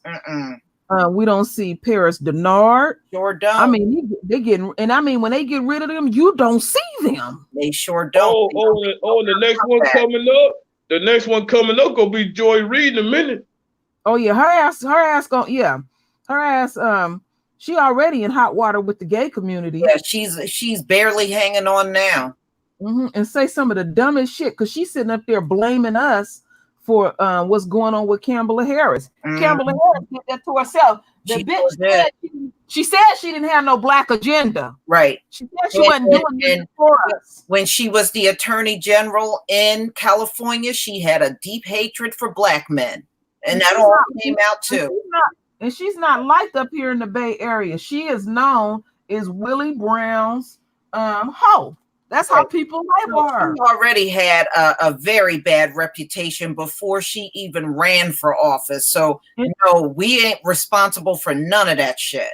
And the people that she hang around up here when she is up here in the Bay Area, she hang around the gays and the so-called liberals. And I also remember that you don't come to the black communities down here. And I also remember that she was also locking sisters up for single mothers for truancy for their children. And laughed about it too, KD. Laughed about that shit too. And it turned out that most of these women found out something about these women. Most of these women have 2 jobs. And they was in a homeless situation. Somebody needed to deal with their situation. Somebody working 2 jobs. They ain't like they trying to suck off the system. Right. Volumes about them. They shouldn't have to work 2 damn jobs to take care of their families. And you have to vet each situation. You can't just come in there and bulldoze them, and putting somebody in jail ain't the answer. And you're right, Lord Maul. She did, Joy Reid did call us Russian bots. Yeah, I remember that shit. Yeah. She sure did. And Joy Reid, and she's not ADOS, by the way. Yeah, you took that out my mouth. That's what I was getting ready to say. Yeah. But yeah, remember when Joy Reid sit up there and lied when she got caught the second time trashing gay people? She don't remember that. She don't know if that was her. Then she hire a forensic company to see if somebody forged. I'm like, come on, Joy, you know you did that shit. Right. You did that shit. You trying to pull that shit like these white folks do. You can't do what Trump do. He got a whole system to back you up. A lot of these, even Candace Owens, she's raggedy at the mouth like Trump, and this thing she can say anything. She gonna pay for that shit. You can't do it. She already gonna pay for it with price for her lie. The last time everybody was digging up her court records and everything. Oh yeah, I was about to bring that up too, Lisa. Yeah, I put that picture of her up with them crusty lips. And that's when she was trying to sue that apartment complex she was living in. So I dug up some more paperwork where they were talking about her systemic yeast infection. And I said, how the hell your ass get yeast infection from mold damage in your apartment? Screwing them white guys. Purposely caused. Oh man, somebody said she had a moldy cat. I screamed. Some of the comments y'all left on there had me. Oh man, y'all funny. Yeah. The funny thing is with Dr. Francis Cress Wilson talking about the end of the society. Isn't that the same shit that Rome had, Lisa? Yes. I've heard a number of people talk about it. Dr. Delbert Blair, he went into different societies, and it was something that I honestly didn't know, and Lisa was filling me in on it. That's what ended Egypt society. They were getting heavily into being gay. I know they were into worshiping many different gods, and they was just into a bunch of stuff. Yeah, that homosexuality took down Babylon. It took down Egypt, and Rome, and Greece. Rome, that's right, sure did. Europe, shit, it don't stop. And that's what happens in all these societies towards the end when they're getting ready to fall. They go gay. Yeah, full blown gay, and we just happen to be like when we read these things in history books, it's like we read it and from the beginning to the end, but we're actually living it real time. Just like you always said, Mike, history's repeating itself. Yeah, nothing is, like we're talking about how these societies end, nothing is new under the sun. They keep saying that this ain't nothing new. And they think but you know what? They know about these things. And they think that they're going to conquer it They're gonna overcome it. They think there's some kind of clever way they're gonna get around this stuff. Because trust and believe, they read this stuff. Even like Lisa put in the title prophecy, they read about these prophecies and see these prophecies getting fulfilled, and they still in their demented way of thinking, oh, we're gonna get around it. You're not gonna get around it. Yeah, that's what year 2020 is all about. When you go to the doctor to get your eyes checked, he said you got 20/20 vision. That means you can see. Mm-hmm. It's gonna be for those that can see with wisdom. Those that don't see with wisdom, you're gonna see a lot of destruction. Exactly. You gotta see with your spiritual eyes. Absolutely. That's what you were explaining to us earlier this morning, Lisa. Because like I said, I had missed it. And I'm often talking about look at everything with your spiritual eyes. You know what that teaches me? That how greatly I need my folks. That I can't do this alone. That's why I always remain such a humble person, because y'all voices are very important. This walk that we're going through, we need all of our wisdom. Please share this, And this is what going back to the Father was really all about. He clearly said, if you come back to him, he's going to give you protection and that wisdom. And it goes a little bit to what Mike was talking about, giving us that spiritual discernment. Mm-hmm. Mm-hmm. Yeah. Mm-hmm. Separate. Y'all better get off, go to work, do what you got to do. But man, right now, it's time for us to be smart. I ain't saying live in fear. Don't be in fear, but watch what's going on. I always have to throw this in here, Mike. Micah 2:10. This is what we're supposed to do. Those with the spiritual eye, arise ye and depart, because this cesspool ain't our fucking rest. No, it's not. It's not. And another thing that I like to add is, now I'm just saying personally for myself, you don't have to be sorry about anything. You're gonna tell the truth on my channel. Tell it like it is. Keep it core, because some people, and we know how some of our folks is, they don't like to be corrected or told anything because they'll be so stiff-necked and stuff, and that'll be the very thing to keep you from the kingdom. Because you know what, already know, we got even our own individual families and friends. We already know if we really tell them the truth, they're gonna be all up in their feelings and shit like that. Okay, you be up in your feelings and them gates get shut on you. Be up. And you know what? To that point, True Royal, this is why we keep continuing to talk about the separation. It needs to happen. Another thing you're going to see, y'all, is at the end, you're going to see a lot of our people look just like us that's going to try to help Esau save this society. We're going to see that too. We're seeing that now. That makes my stomach turn. But of course, the other part that I do like about it, at least I know who the hell they is. I mean, I don't know all of who it is, but people done got so blatant in what they do in front of us. Sometimes I don't even react. I want a person to show all they ass so I can make sure I can go tell my people, this one right here is that don't have no. You got people like Candace Owens and David Clarks and them different ones like that. What's that one that looked like the damn turtle? Is that Jesse Lee Peterson? He got a white boy work for him, and the white boy called him nigga all day, and he think that's the cutest thing and stuff. Oh yeah, Terrell. Don't forget Mammy Tammy with that Amber Geiger shit. Oh yeah, when she speaks about Killer Geiger, Miss Geiger. I mean, say it with passion, Miss Geiger. And you know what I want to say?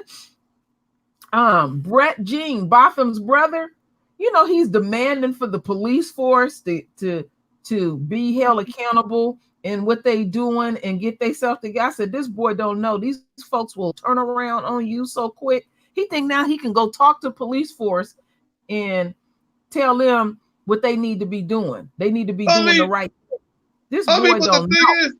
But the thing is, Terrell, his dumb ass has already been pumped and dumped. But he think that he can tell them what to do now, because he think he in. I said in 2019, I was talking to you, True Raw. I said you're gonna see judgment come down on these churches, and we are. Now in 2020, y'all gonna start seeing mass shootings at major events like games and shit, like basketball games. Watch what I tell you. Watch. Just watch. Mm-hmm. And not to mention, Big Mike, not only the church, but you seeing a lot of these pastors getting dragged over. Oh yeah, they're doing. Oh yes. Mm-hmm. Mm-hmm. And to your earlier point, Lisa, as far as the coups turning over, it's gonna be the enemy's Hail Mary. Of course they're gonna try to throw that Hail Mary over there. They're gonna offer the biggest part of Lucifer's plate to these motherfuckers. Yeah. And watch the third trick. I wanted to add, remember I was saying that Botham Jean's family, they go to the Church of Christ. And that's the church that my husband goes to off and on. And a lot of the pastors are very upset with this forgiveness stuff, and they talking about it. They're gonna start slinging them. They're gonna start slinging them people up out of them churches, speaking the truth, because some of them gonna do it. They're gonna do it. They're gonna do it. And then what Lisa did doing those videos when they called it a recession, and you add that to the judgment of these churches, a lot of these churches gonna close down because this recession gonna hit everything. Yep. Mm-hmm. And it needs. Well, a lot of black people are pulling out of churches now. I mean, yeah. They said the millennials, they're probably the biggest generation that don't go to church. Yeah, that's why I was saying a while back that we still got a lot of our folks that are still connected with these churches, and we need to keep doing what we are doing because they're gonna come to us.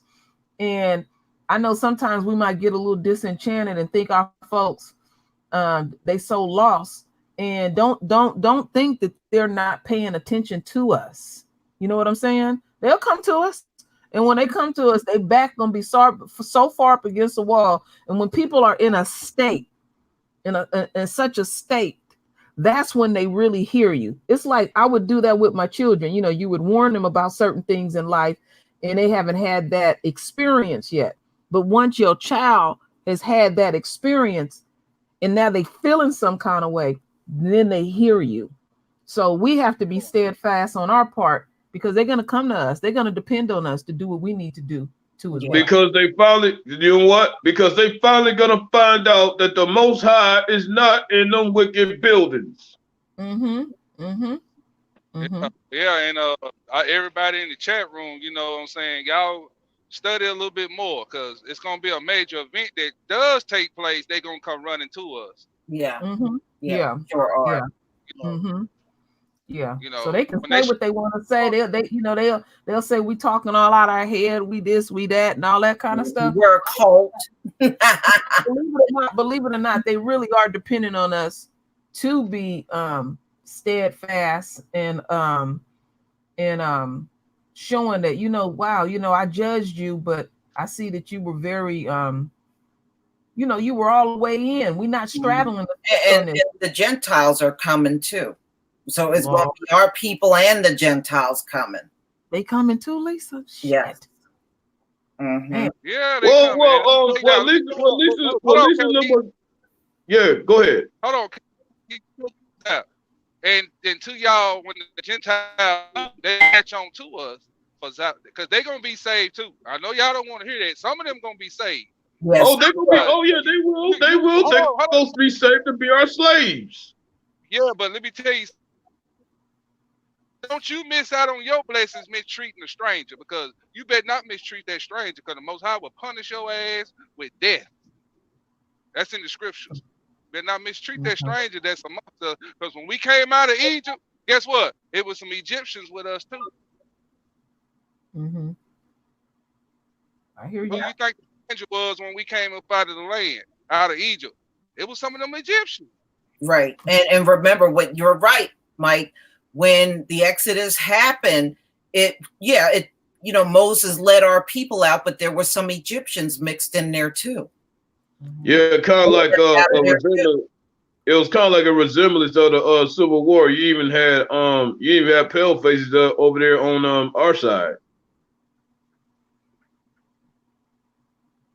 Well, at least we need to know these things. We need to know the truth. The truth doesn't bother me. And when the shit come down the fan and they come out there with them guns and they military, in the streets, it's gonna be some white folks to save your ass out of that.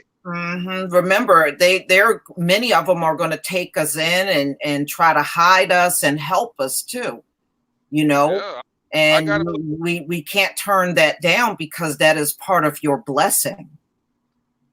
So you let them help. I know it's hard, but when the ones that want to help, you let them help. That's in a bigger picture, it's actually the Most High that's actually going to allow them to assist us. Right. He's going to put a spirit on them. That's right, Katie. He's going to put a spirit on them to help us. And it's not going to be all of them. It ain't going to be the diehards. It's going to be the ones that know who he is. Yeah. So actually, according to what Mike said, and I want to add on to this, turning some of the heathens down is actually turning the Most High down. Right, because you're going to get some of your blessings through them. So that's right. Yep. Yeah, yeah. It is. It's not. Well, of course, I'm not gonna say that all of them are 100% evil, but that's when the Most High is going to allow the blessing even to come from the enemy. Right, and that's why we are not really to squabble over which ones are good and which ones are not. That's up to the Most High. He sorts all of that out. We don't have to worry about that. Yeah, King Wade said, "How do I? Where's that at? Where's King Wade at? Where is King Wade at? I just seen him there." He says, "How do we know which ones to trust?" I don't have time. You won't have to sort it out, King Wade. The Most High is going to sort them out. You got to have a spirit of discernment. You're going to know who they are. Right. Yeah. Yeah, I mean, but that's why folks got to be careful. Can't turn around and say, "Oh, the hell with them all," because again, this is the Most High giving us a blessing through some of them. Right, and He will. That's why when the ones do step up to help, you let them help. Don't turn it down, because if you turn it down, then you're missing out on your blessings. Yeah, and the scriptures say, "Be peaceful among all men." And remember, if it's possible, they're going to be the ones leading us into the kingdom. Remember, they're going to help us get there. So that's another critical reason why you don't want to turn down their help, because He's going to have the Gentiles take us and help us get there. Yeah, and like you continue to say, Lisa, they're even going to drop some of their riches to even give to us without even a fight. Yeah, and the scripture also say that the Gentiles gonna come to us and say, "Truly, we have inherited lives." That's right. That's right. That's right. As a matter of fact, like 5 years ago, when I was working this janitor gig, I mean, this was actually Esau actually being straight up honest with me, saying that I can't believe my people done this to you. We was having conversations every day. And this was like 5 years ago before I even came into the truth. Right. And you're not going to have to worry about no Klansmen and all them kind of people. Those folks are going to be eliminated. You're not going to be near anybody like that when we get led into the kingdom. All those people will be gone.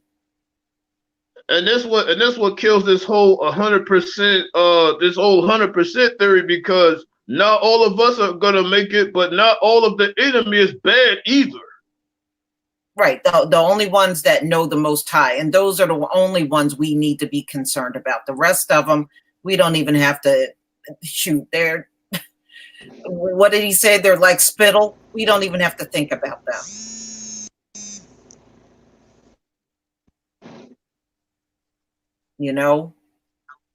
We can't be concerned about them. No, even though I can't trust them too much, but I'm not gonna sit there and turn down something good when they offer it. Right. You're not supposed to. All right, y'all. We're gonna wrap this up. This was definitely a good conversation. Oh yeah, this was the one of them smokers right here, Lisa. And I think we're gonna end up having many more to come the way things look. all I'm gonna do is get ready for the famine and strengthen my wisdom in His word. KD, speaking of that, did you hear about the potato shortage in the country? Oh no, I know about that. Actually, McDonald's actually had their prices go up because of that. Mm-hmm. Yeah, they did not get a good potato crop this past season. So it's going to be less potatoes, and the ones that you see in the market are going to be small, a lot smaller than what you're used to. Quite actually, I just went to the market a couple of days ago, and I actually saw the prices go up. Mm-hmm. Yeah. So there's a shortage. That's that famine. Yeah. Yes, it is. That's one of the very telling signs right there. The daily sacrifice shall be taken away. Did you hear about the oranges in Florida getting sick with a worm? Yeah. Yep. Mm-hmm. What? Oranges? Yeah. What? Yeah, the oranges got some kind of disease now. A worm is. Oh Lord! Now I can't touch them oranges down there in Florida. Mm-hmm. Yeah, them oranges get. It even kills the tree. Mm-hmm. And for the last several years, the banana trees are dying. They've been dying off worldwide. I mean, but these very people that's sitting up there with their feet up, they don't see this hyperinflation coming. They don't see this big recession coming. They don't see any of this coming, which includes automation too. So folks might as well start saying goodbye to the good jobs, because once these robots start taking over, it ain't gonna be none of that good job shit no more either. Hey, I went to Amazon and ordered 2 50-pound bags of rice, right? And got it sent to the house, and I wasn't at home, and my daddy picked up that damn heavy ass rice, and he said, "Boy, what we gonna what you need with all this rice? You finna plant some rice?" I said, "No." I said, "When we ain't got no food, we gonna eat that damn rice." He think I'm joking. I said, "All right." Yeah, one day they gonna go to the fucking store and they gonna be looking at empty shelves. Hey, that's what I'm saying. Y'all better start putting up, buying stuff by the, the 50-pound bags of this or that. Yeah. It don't hurt you. Rice don't spoil. Shit. It sure does. There are some things he put on this earth that never goes bad. Honey is another one of them things. Honey never goes bad. Yeah, I'm gonna buy me a 100-pound bag of damn cashews when I go back online. I mean, there are some things that never go bad. That had to come from somebody way greater than ourselves. Yeah, nothing wrong with a bag of good natural nuts, Mike. Yeah. Shit, them nuts go a long way, Joe. Yeah, they sure do. They sure do. Don't have to cook them or nothing, Yeah, just open them up and eat them. Mm-hmm. I mean, it's amazing. All the things that we got here at our disposal, Mm-hmm. Yeah, now I'm online looking at buying those MREs. I call it army military eat. Yeah, I had those before. Mike, I'll send you a link. There's a couple of channels, Big Mike, that they go through the MREs and show you what's in them. These are military dudes. I've been watching quite a few of their videos. I'll send you a link to a couple of their channels. Okay, do that. Yeah. I've been looking at them too, because you can order them on Amazon. Some of them got, like a 5 or 6 year shelf life or something like that. Mm-hmm. They say they're actually longer than that. I mean, they ain't the greatest tasting thing, but no, they sure aren't. I had some because my dad used to work on the base, but we don't forget, raisins, and you can get raisins and apricots and prunes and those things. Dried fruit. Yeah, dried fruit is always good. All kind of dried fruit. Yeah. We can have those things put away. You can make your own granola. you know, all kind of nuts and stuff like y'all were talking about. Mm-hmm. Yeah, and you always get your tea because, you know, with tea, all you need is some water. Yeah, You definitely want to have that around. Them MREs like $36 a box. I think I got 12 meals in a box. Yeah. Yeah. Yeah. Yeah, I see a couple of infomercials. What you was talking about, Mike. Yeah. Yeah, we got plenty of water, and don't forget that in a disaster, I say this often, you have to do things different. If there's a major disaster and shit shut down, close your bathroom door. Don't ever go back to your bathroom. You're gonna have to get real inventive and start burying stuff when you go to the bathroom, because people will start want things to continue to work. You know, it don't work like that. Don't forget that in your hot water heater, you got tons of water in there. And we got like a little filter where we can just filter the water out even through the hot water heater. But before you close the bathroom door, before things shut out, 9 times out of 10, you can fill your bathtub up. That's some more water.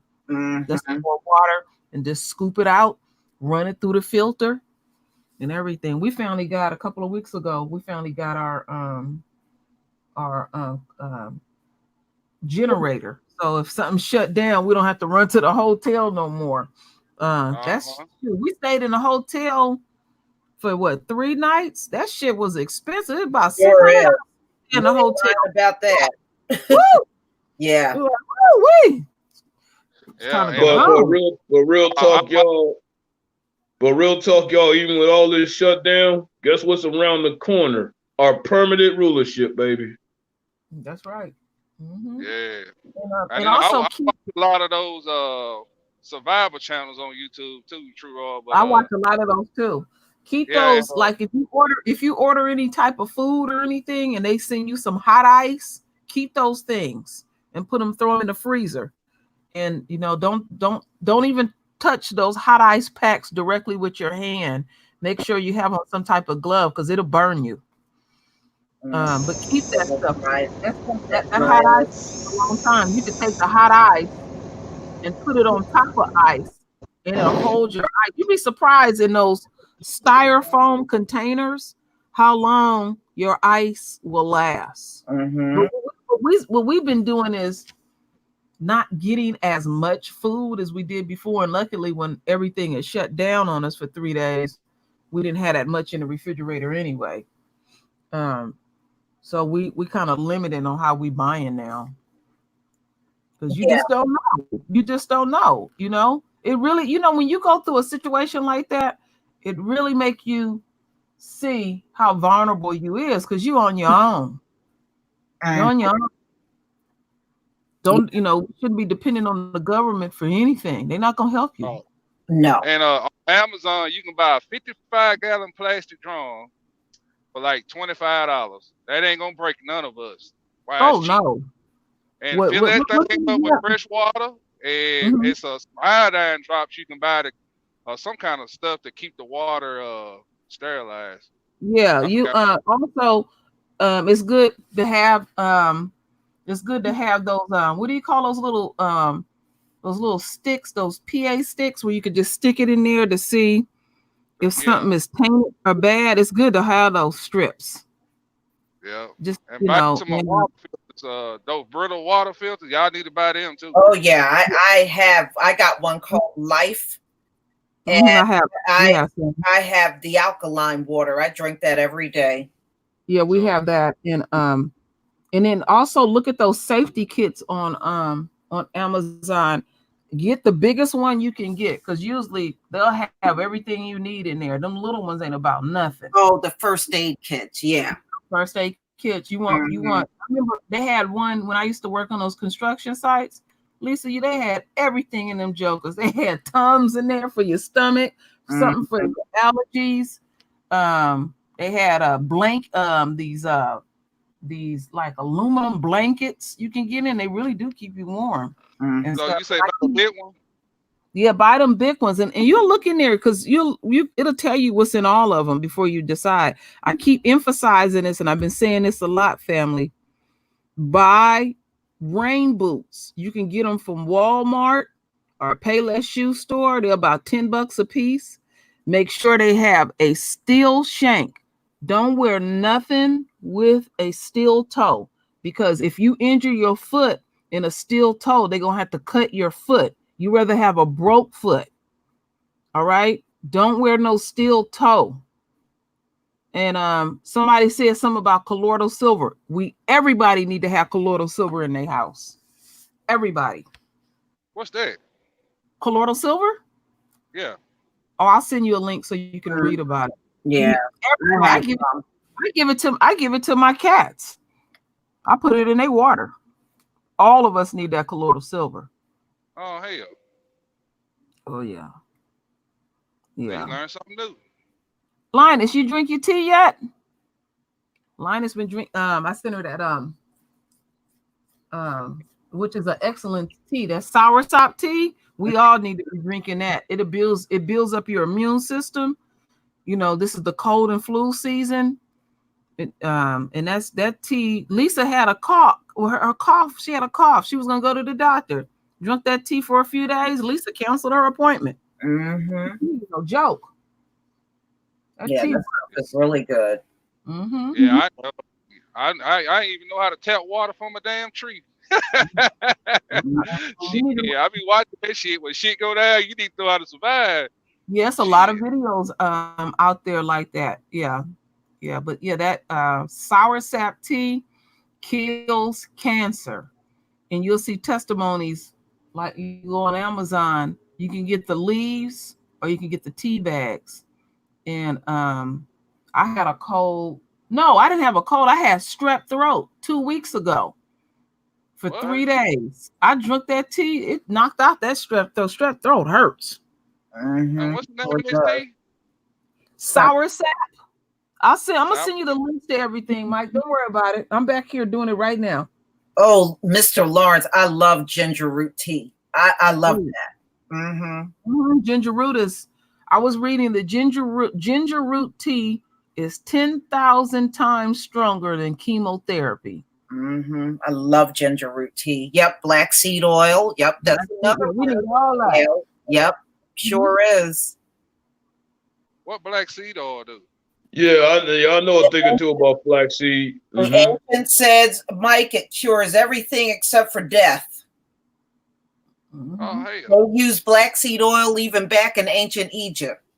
And a lot of people, if they were ailing, that's what took care of whatever they were ailing from. Cures everything except for death. That's how they define it.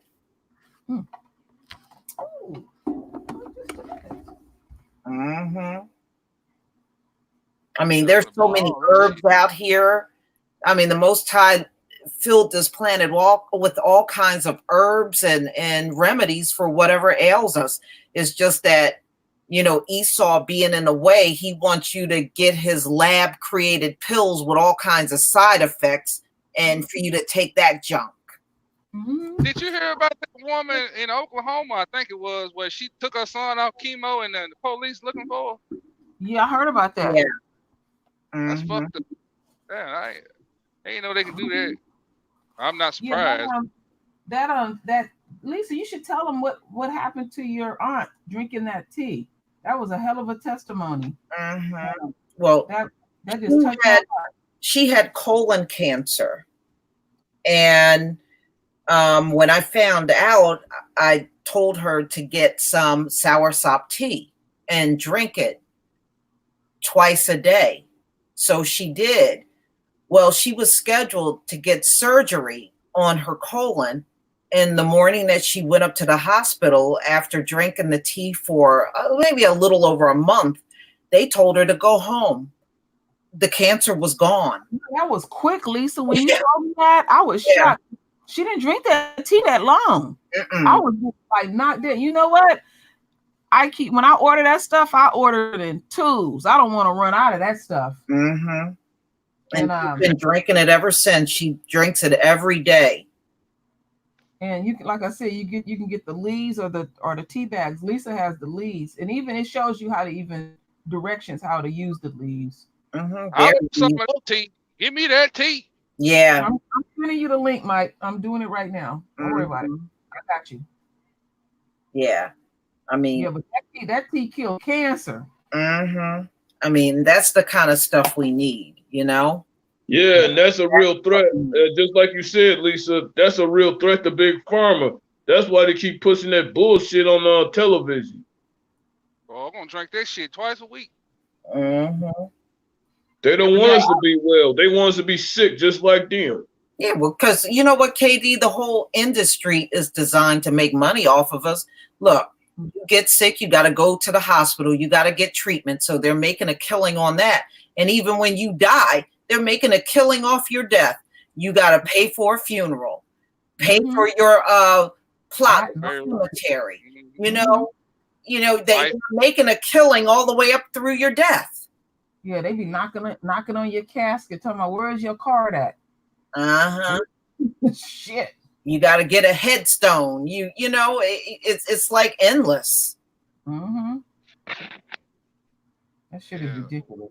You know, so they make a ton of money off of us, living and dead. See, if he can charge us for breathing this damn air, he'll charge you. They have a device on our shoulder and have it around our nose, and then when we ain't paid, all you gotta do is just slide the card through, and then we can start breathing the air again. These people crazy. You know, the one thing that I wanted to bring up when they was talking about, all this reparations crap, the RFID chip might be connected to that, even if they offer it. Yeah, that's true. You've been talking about that chip for the longest, KD. Yeah. Me and KD, I was talking about that behind the scenes, and they are already putting billboard signs advertising about the chip. And the funny thing is, it's already in Arkansas, Wisconsin. It's gonna be nationwide real soon, because once this dollar dies, that's what they're gonna offer. That damn chip. Take this chip and you have your reparations on the chip. Yeah, they're gonna line up in lines taking that damn thing. And this is why I keep saying, do not be surprised if they offer you reparations through a chip. Yes, sir. Yeah. Okay. Colloidal silver for Mike. Yeah. There it is. Got to get you ready, Mike. You got to read about this colloidal silver, Mike. Hey, we need to do a hangout. We need to do a hangout or something, about all this stuff. Because I didn't ever heard of that. Oh, yeah. I mean, just on all of the products out there that can help us and what they are used for. Yeah, we can be on a hangout for days talking about that. Well, I've done a couple of hangouts where I pulled out all of my products and showed them online what I take. Somebody said I was lying. It's actually curing my mom as we speak. She said her mouth doesn't hurt, her throat doesn't hurt anymore, and now she's using the bathroom regularly. I haven't drank it per se, because right now I'm going through something and I can't eat, drink, sleep, use it. Like I can't do anything. Like my nerves have been like so bad. But she's drinking the tea. She drinks it 3 times a day faithfully. Even if I'm asleep, she'll get up and make it herself. You know how long her mouth been hurting? Damn, that tea went fast. Yeah, I mean, that stuff is unbelievable. Yeah. It really is unbelievable when you pull up how many things it actually cures. Cure and how your body responds to it and stuff. It's really an outstanding tea. Probably one of the best ones out there. Yeah, and it works fast. That tea worked pretty fast. It sure does. Yes. All praise. Yeah, so I just sent you the link about the tea, Mike, and now I'm sending you the link for the colloidal silver. Okay.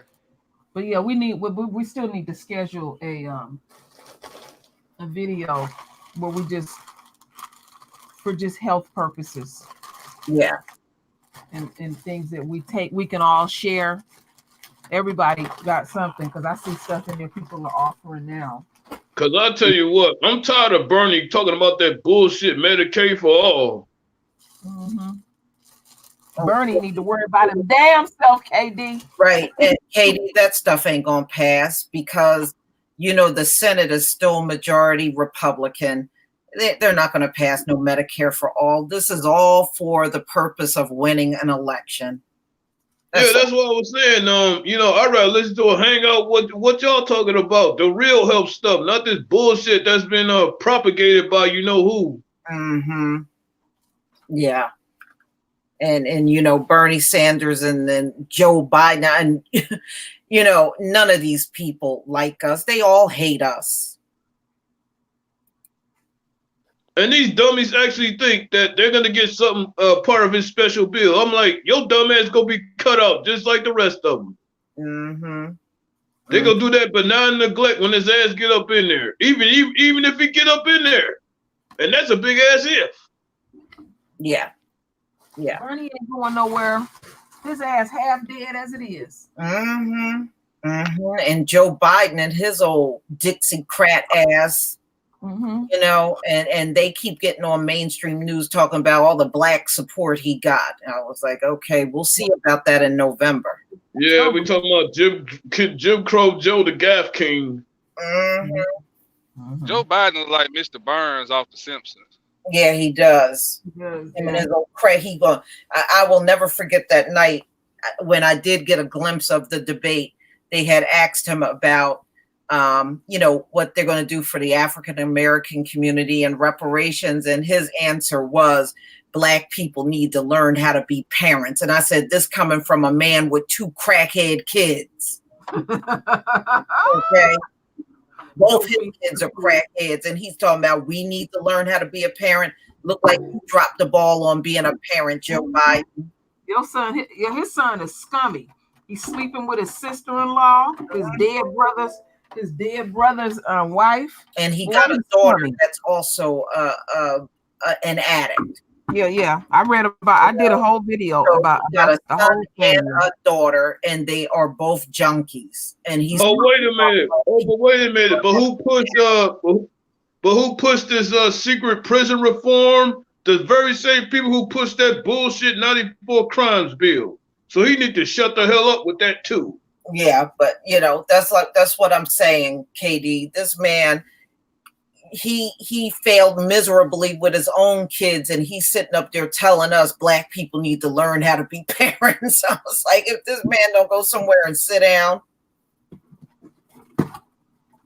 please.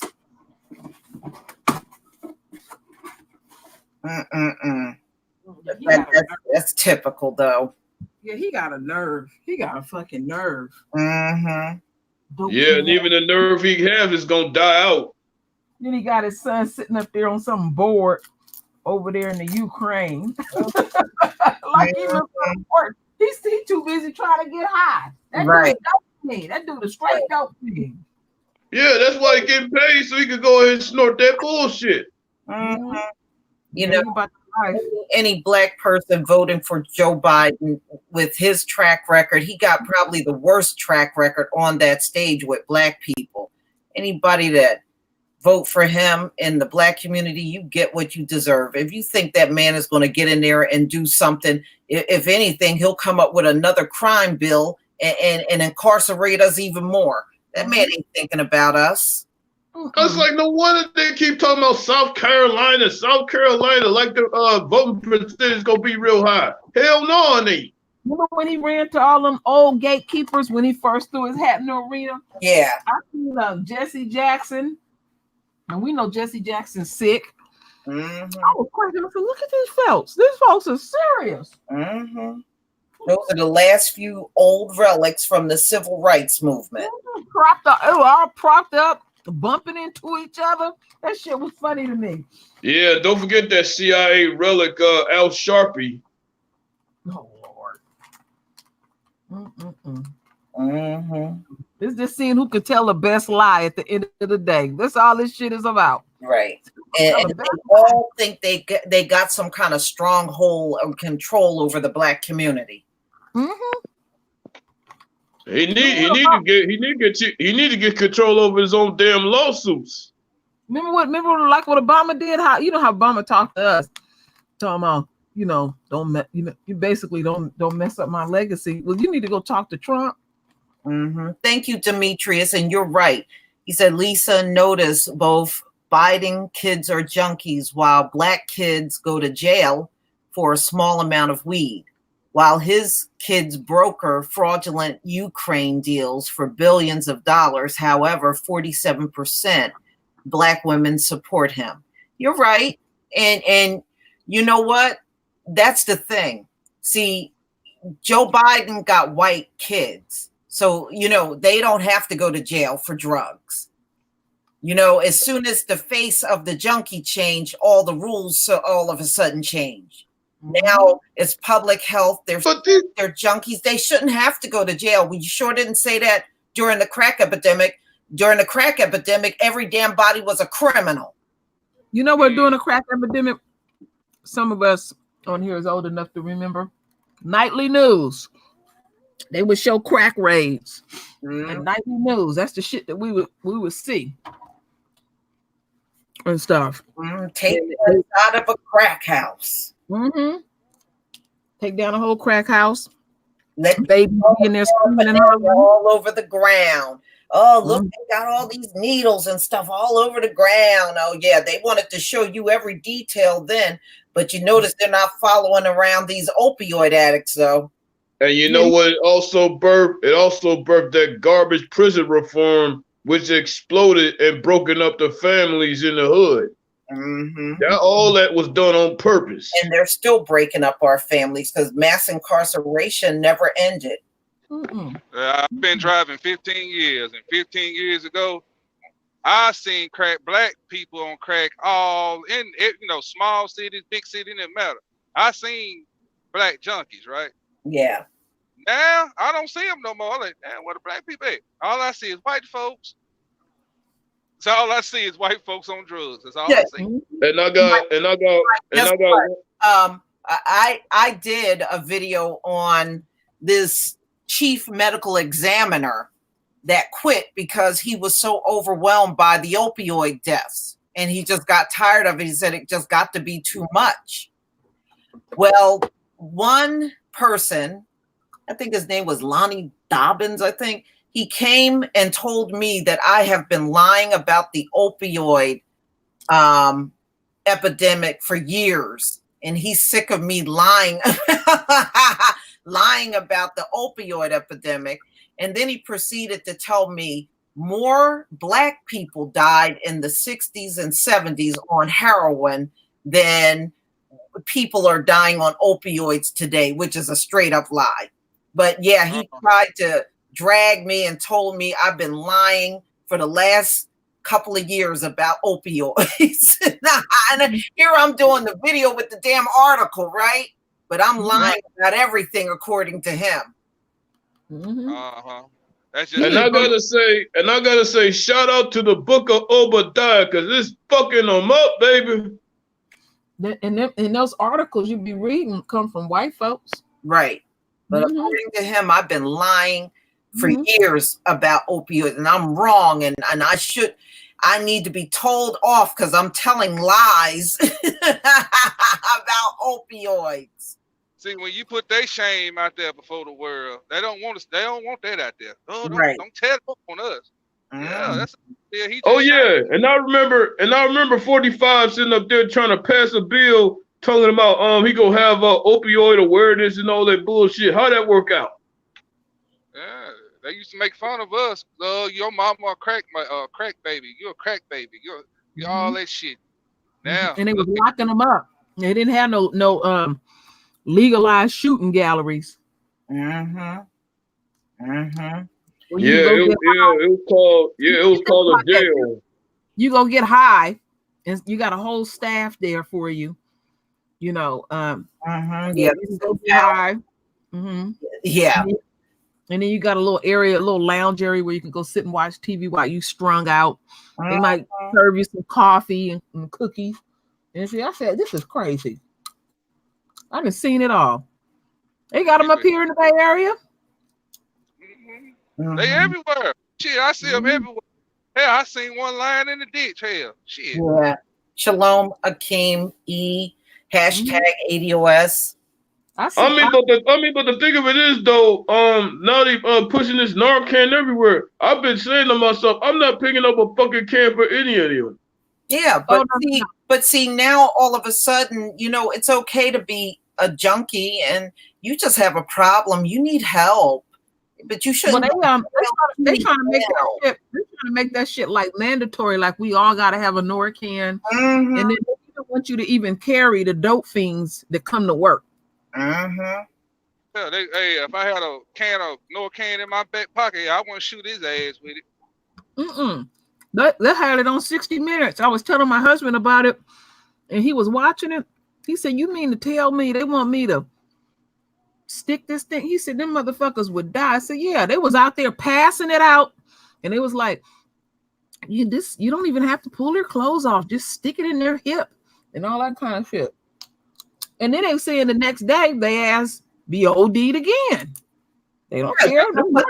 That's what the first responders were complaining about, because they said they go out to the same people over and over all week long, you know, day in and day out. They're going back to the same damn people, and some of them be ODing 2-3 times a day. They're just reviving the same damn person over and over. They ain't gonna keep doing that. They're gonna start letting them motherfuckers die. Watch. They're gonna get tired of them. I think one man in Ohio tried to propose that, and they dragged him. I think he was something like a city councilman, and he said after 3 times, we don't come back no more. And they tried to drag him over that. I said, in a way, he's right. How many times are you going to send people out to the same damn junkie? I mean, they saying they don't want no help. And then on top of that, if they keep having to pass the bills for that stuff, it's gonna keep blowing up their budget. And at some point, it's gonna be too damn expensive to go out there. Yeah, well, that's what he was saying. He was saying, you know, they're paying for all of those ambulance rides, and you know, either 3 times not, you know, go out no more, or make those junkies pay for it. And you know, they can't pay for it. They need all their money for their drugs. Shit, lock their ass up. That's the easy. Well, Mike, isn't that what they said about our people during the crack epidemic? They didn't want to hear nothing. Everybody go to jail. They don't want to hear nothing. Hey, 3 strikes, you out. That's right. And they mad up here in California about that 3 strikes and you out. A lot of them brothers realized what was going on. They was like, I ain't gonna get no 3rd strike on me. And so many of our people are still sitting in there from the crack epidemic. Yeah. You know? And weed. Oh, but remember Kama Sutra fighting to keep their ass up in there? Yeah. That's why we said she lost because of her own doing. We didn't do nothing to that bitch. You know, she lost, and it was her own fault. She had horrible policies, especially very hateful ones towards Black men.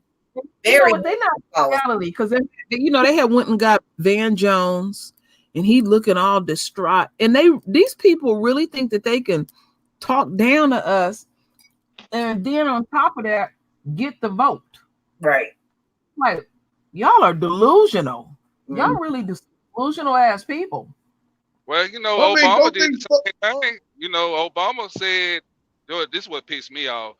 Y'all just pull yourself up by your bootstrap. Oh, that shit sent me. Boy, I was boiling hot when Obama said that. Yeah, but none of these people have pulled themselves up by the bootstraps from day one. You know, they hand it to them, but then they turn around and look at us talking about pull yourself up by the bootstraps. Yeah. Well, I'm gonna tell them this straight the fuck up. Well, I'm gonna tell them this straight the fuck up. They can pull themselves by the bootstraps when it come to that fucking vote, because I'm staying my ass home. No, it's not up to us to save these people. You know, and I already showed in the video, they cannot win on the white Democratic vote. They can't win unless Black people are there to vote alongside with them. And look, we ain't got to bail these people out of nothing. You know, if they can't carry the vote, that's their problem.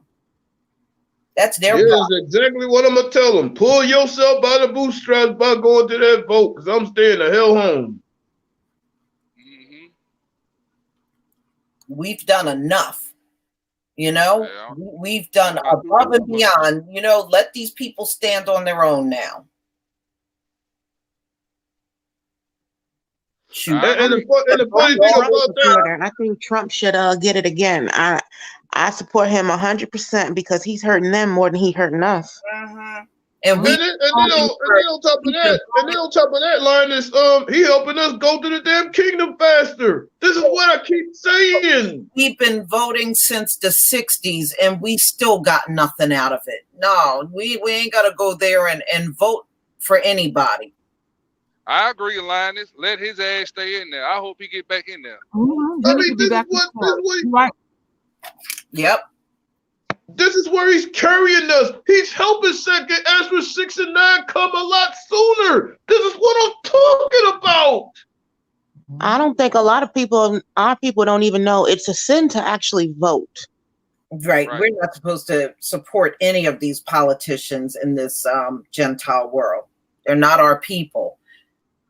And what's the point of voting anyway? You're still voting, like you can't change the law. So, I mean, even if somebody black was to get in there, you still have to follow the white law. So what's the point of voting? That doesn't make sense. They have no reputation of helping us. So it wouldn't even make sense for us to vote. Thank you, Breath Media. Thank you. And actually, you gotta uphold white supremacy. That's what they telling you to do. And actually, giving away your vote is not just sinning, but actually also it's not just sinning. You actually giving them your energy, which they don't deserve. Yeah. And then, you know, it's so many examples of us pulling ourselves up by the bootstrap. You know, we had Black Wall Street, Rosewood, and all, you know, everything else that they took from us. Isn't that ironic though, Mike? Think about this. If we ain't working, they bitch and moan that you're on welfare and you're lazy and good for nothing. And if you got a job and you're working, and let's say you got a job where you're outdoors, here they come trying to accuse you of being suspicious. Yeah, and you're not working. And if we are trying to do a job, you complaining about that too. Yeah, hold on, KD. That's what brings me to this point. You got a black family in Houston, Texas that got a restaurant called the Turkey Leg Hut. Yeah. Pull they stuff up by the bootstrap. Go ahead, Mike. Yeah, then they trying to take them out of business. See what I'm talking about? Yeah. So, you know, so no matter what, they gonna complain. No matter what, if we're not working, you on welfare and you lazy. If you are working and earning a decent living, they trying to sabotage you. Over 45 is about to sabotage his own people because guess who he just cut food stamps for? He just cut food stamps for his own fucking people. Yeah. Sure did. Yeah. And then we got another brother named Moses, pulled himself up by the bootstrap, made a damn machine to make her out of water. You took your white ass up there and sabotaged it. Yeah, that's what I'm saying. So you can tell they're disingenuous. They really want us destitute and not having a damn thing. At the end of the day, that's really what they want. Yep. Look at the laws. Look at the provisions. Look at everything that's around us. This is why they put Becky in the fucking schools. This is why they poison the crops. Their ultimate goal is to see us dead. They're doing it to themselves at the end of the day. Yeah, they got everything set up. It's so stupid. Damn if you do, damn if you don't. If you're working, then here comes some fat, out of shape white woman trying to come over and talk about you're scaring her. She gonna call the police. Remember that woman years ago? Just every time this black guy would come near her place, right? Yeah. Yeah, I remember that. That woman was busted from top to bottom. Nobody didn't want you. She was so damn old. Who the hell would want her? Mm-hmm. Oh, raggedy looking bitch. Mm-hmm. Yeah, I was watching a lot of videos about that turkey leg. Yeah.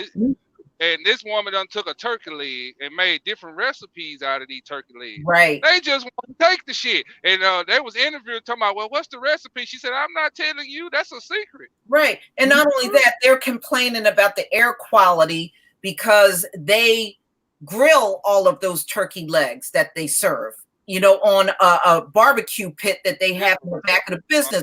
But they said all over Texas, restaurants have those barbecue pits. Mm-hmm. Listen, I go to Texas. Houston, Texas, Dallas, Texas is is the barbecue capitals of the world, and they are known for smoking meat. Right.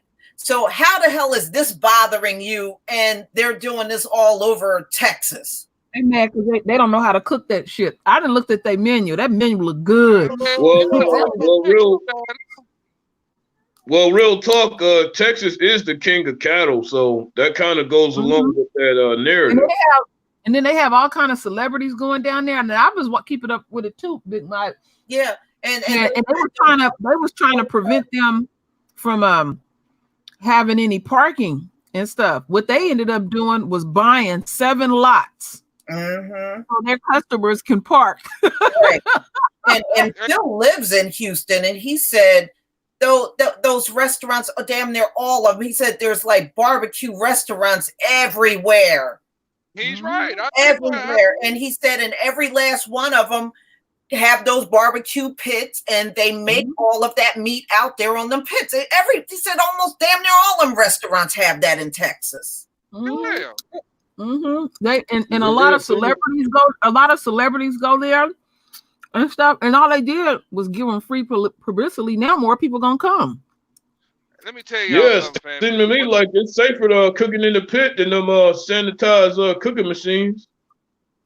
The problem is she's making $50,000 a day. Mm-hmm. Yeah, that's what she's making a day. $50,000 a day. Yep. And it pissed white folks off when you go to the bank and deposit that kind of money. Right. Because I know I'm in business for myself. When we was up to 10 trucks, we were depositing $60,000 to $50,000 a week. And then they put a hold on our money. Come on, we gotta wait till we gotta make sure this money is good before we issue out y'all checks. Okay, whatever. Yeah. But you know what? That's the thing. Remember, they spent a lot of time claiming we didn't know how to run business. But you find a lot of Black people out here that are doing quite fine in business. Mm-hmm. A lot of them. And they really hate that. They hate that. Mm-hmm. They hate it that we can run a business and outperform them and make even more money than them. So that lets you know damn well that we can make more money than them. Think about it. All our kings is in jail for quote unquote drug dealing. They know math off the top of their head like it's nobody's business. That's part of business. Mm-hmm. Let them fucking be a CEO of a company. I bet you the company would turn around. And you're right, Lioness. And what they also don't tell you, a lot of those Black drug dealers, their asses were millionaires. Mm-hmm. A lot of them were millionaires. Exactly. Running the. I saw that shit with my own eyes. I'm not gonna put the person out on blast, but I know somebody with my own eyes, and you can ask him. He was like the biggest dealer in New Jersey and New York. Let me tell you, and he had so much damn money, but he wouldn't do nothing with his life. But when it came to math, he was a mathematical genius. He could have been the CEO of any company he wanted to with no pen and no paper. You know, they know that too. They know that too. They know. And like I said, I remember back in the day, quite a few of them, some of them drug dealers, like around in my area and where I used to live in Philly, some of those drug dealers were like 21, 22 years old, and they were already multimillionaires running the drugs. Yeah, okay. I remember when I was growing up, they were like 15, 16 years old. Mm-hmm. And they were millionaires running them drugs. It's a brother in prison that knows the stock market better than the heathen, and they go to him for advice, and they won't even let him out of prison. Right. And you know what, Mike? When you were talking about that situation in Houston, when she was making $50K a day, I bet they kept sending the sanitation officer to her office to try to slow it down. Yeah. Yeah. Thank you again, Demetrius. Let me see what you wrote. Not only that, the sister and her husband look good. Yeah, they sure do. For the turkey leg, they're very attractive looking couple. Yeah, they're nice looking couple. That are learning business. White folks hate that. And the lawsuit consists of a bed wench and a white lawyer. What? A bed wench. Yeah, that sister fine though, boy. I said, damn, she is. And her husband's a handsome man too. They're a good looking couple. They're a very nice looking couple. Wait, somebody's suing them? What? They got a Kama Sutra in Texas? Oh, I'm sure they got plenty of them, KD. Yeah. I'm sure they got plenty of them there. Yeah, Lioness, they're trying to run them out of business. They signed a lawsuit against them. They put no names on the lawsuit. Cowards. They messed themselves up with that email.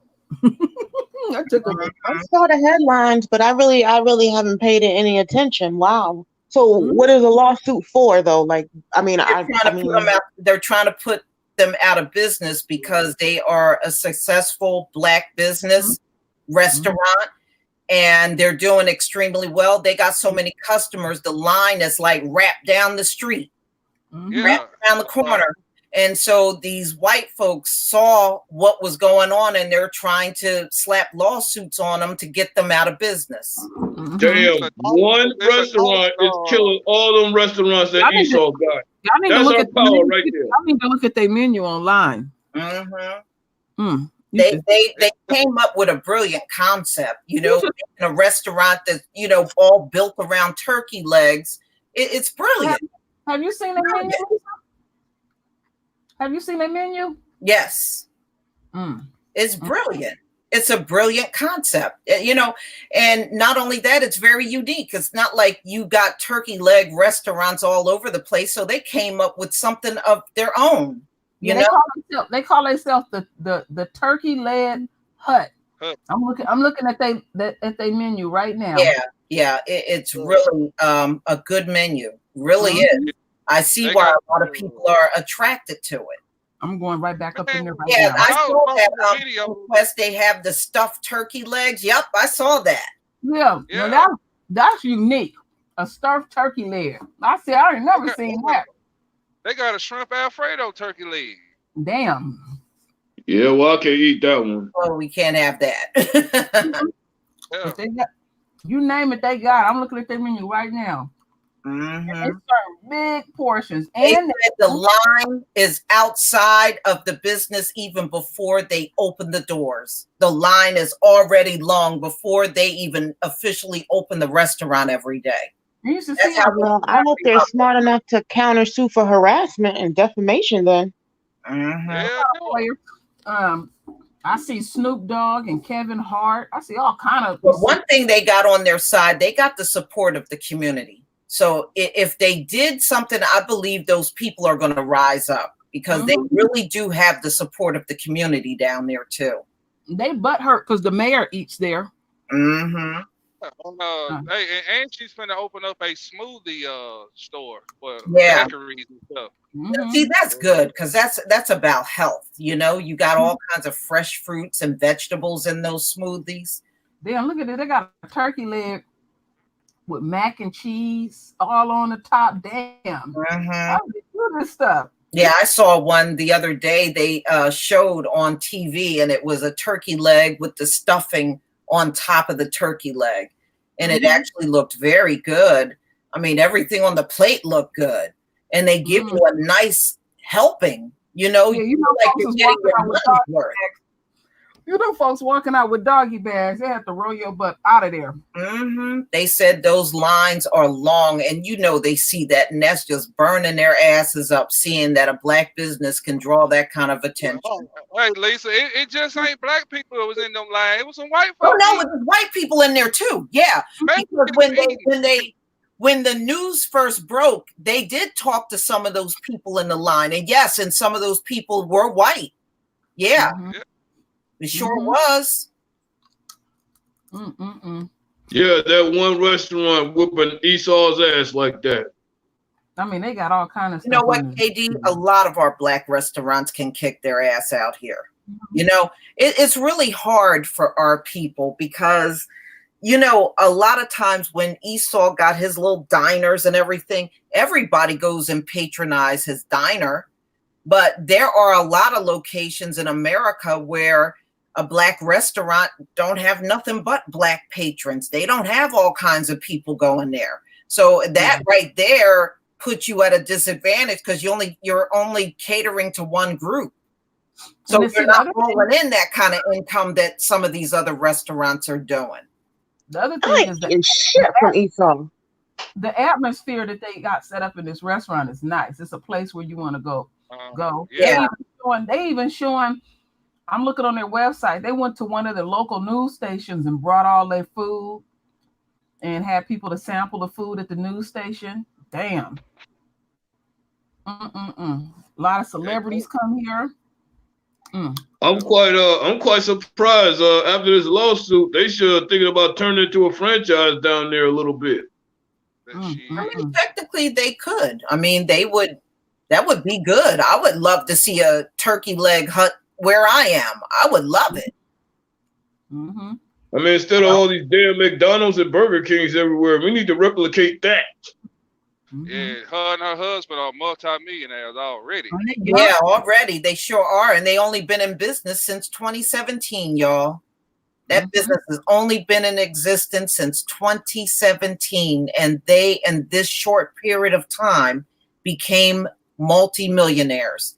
Yeah, they got started when the rodeo come to Houston, when they would sell those turkey legs out there during the rodeo. And the people in the rodeo weren't buying the food from the vendors in the rodeo. They'll come outside the rodeo to get the turkey leg. Right. Yep. You know, so they came up with their own concept and became rich. Yeah. And I'm proud of them, man. That motivated me. So am I. Look, if you're going to have a role model, then that's the kind of a role model you want. You know, not these lame ass celebrities. The hell with them.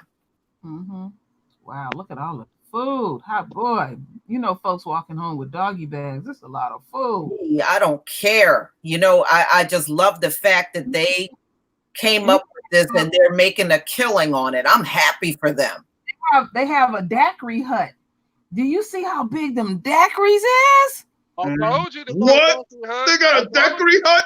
Man, these daiquiris, the glasses on these daiquiris look like 10 people could drink out of that joker. It's so big. Mike, I hope one day I get to see you, man. We got to go down there to one of them huts, man. We got to do that. Hey, I'm getting a trip together as I speak. Cause me and my cousin thinking about going down there during the summer. See, that's probably the perfect time to go.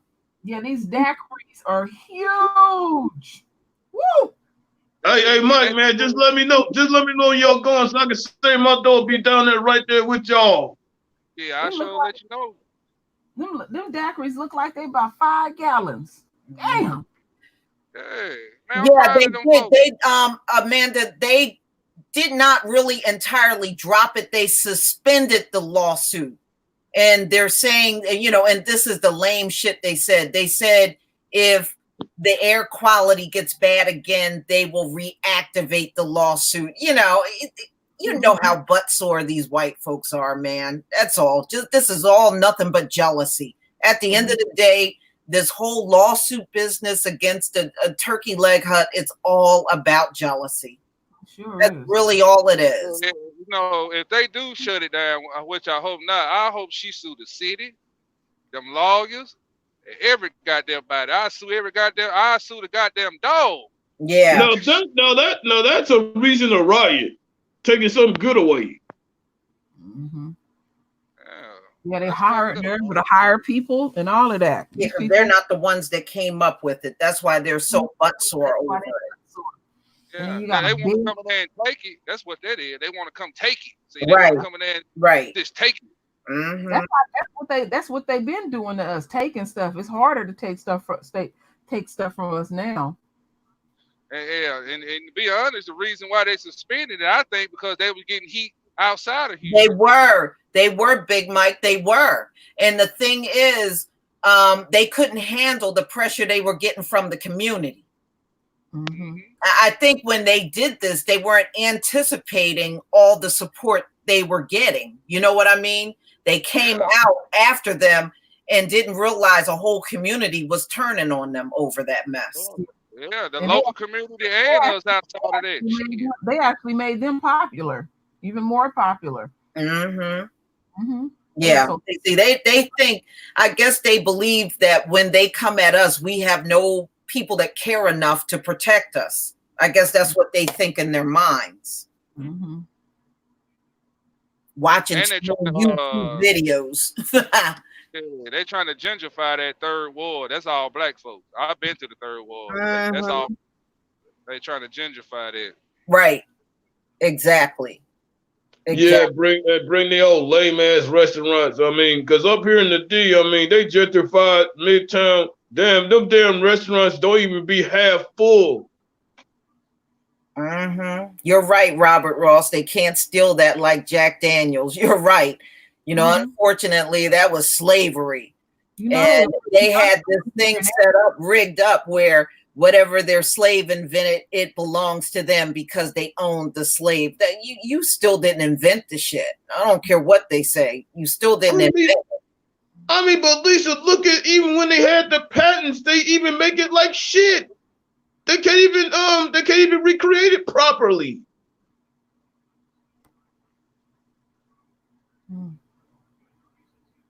No seasoned ass food. You're right. I mean, you want to talk about who the hell gonna keep going back to flavorless food every single time they cook something? And most of the shit that they get in their little ass diners, it be coming out of a fucking box. Well, first of all, KD, who were the original cooks in this country? They were during chattel slavery. Everything they cooked, they learned from us. They would steal the cooks off of the plantation. Mm-hmm. They cook. We were the ones that were the original cooks up in here. They learned how to cook from us. Now I'm looking at their Facebook, and they just took a picture an hour ago. A group of white people at the table. Mm-hmm. They coming to that restaurant. People gonna come to get some good food, some good. Yeah, food. what they pissed about, they don't want their game flipped on them. Well, they even got the football teams coming, the professional football. I mean, celebrities coming in there quite frequently. Yeah, well, I never see Zachary. Like I said, I love the fact that they came up with something unique. You know, that's what I'm really glad. Lisa, I see the lines. Damn, it's down the street. Yeah, it is. They said those lines go down a couple of streets. People be waiting to get in there. Damn, I gotta go to H-Town one day and visit that place. Mm-hmm.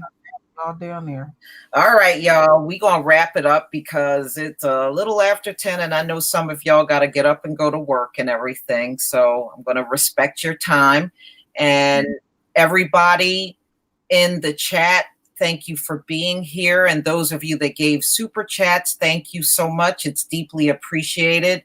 And a special thank you to everybody on the panel. You know, your contributions is always welcome. You know what happens when Negroes get together, Lisa? That energy flowing, it don't stop. Mm-hmm. Exactly. Yes. Exactly.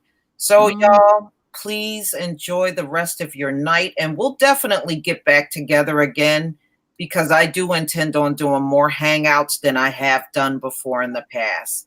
So everybody, shalom and good night. All right, shalom to y'all, all y'all. Y'all have a good, blessed night. Shalom. Shalom.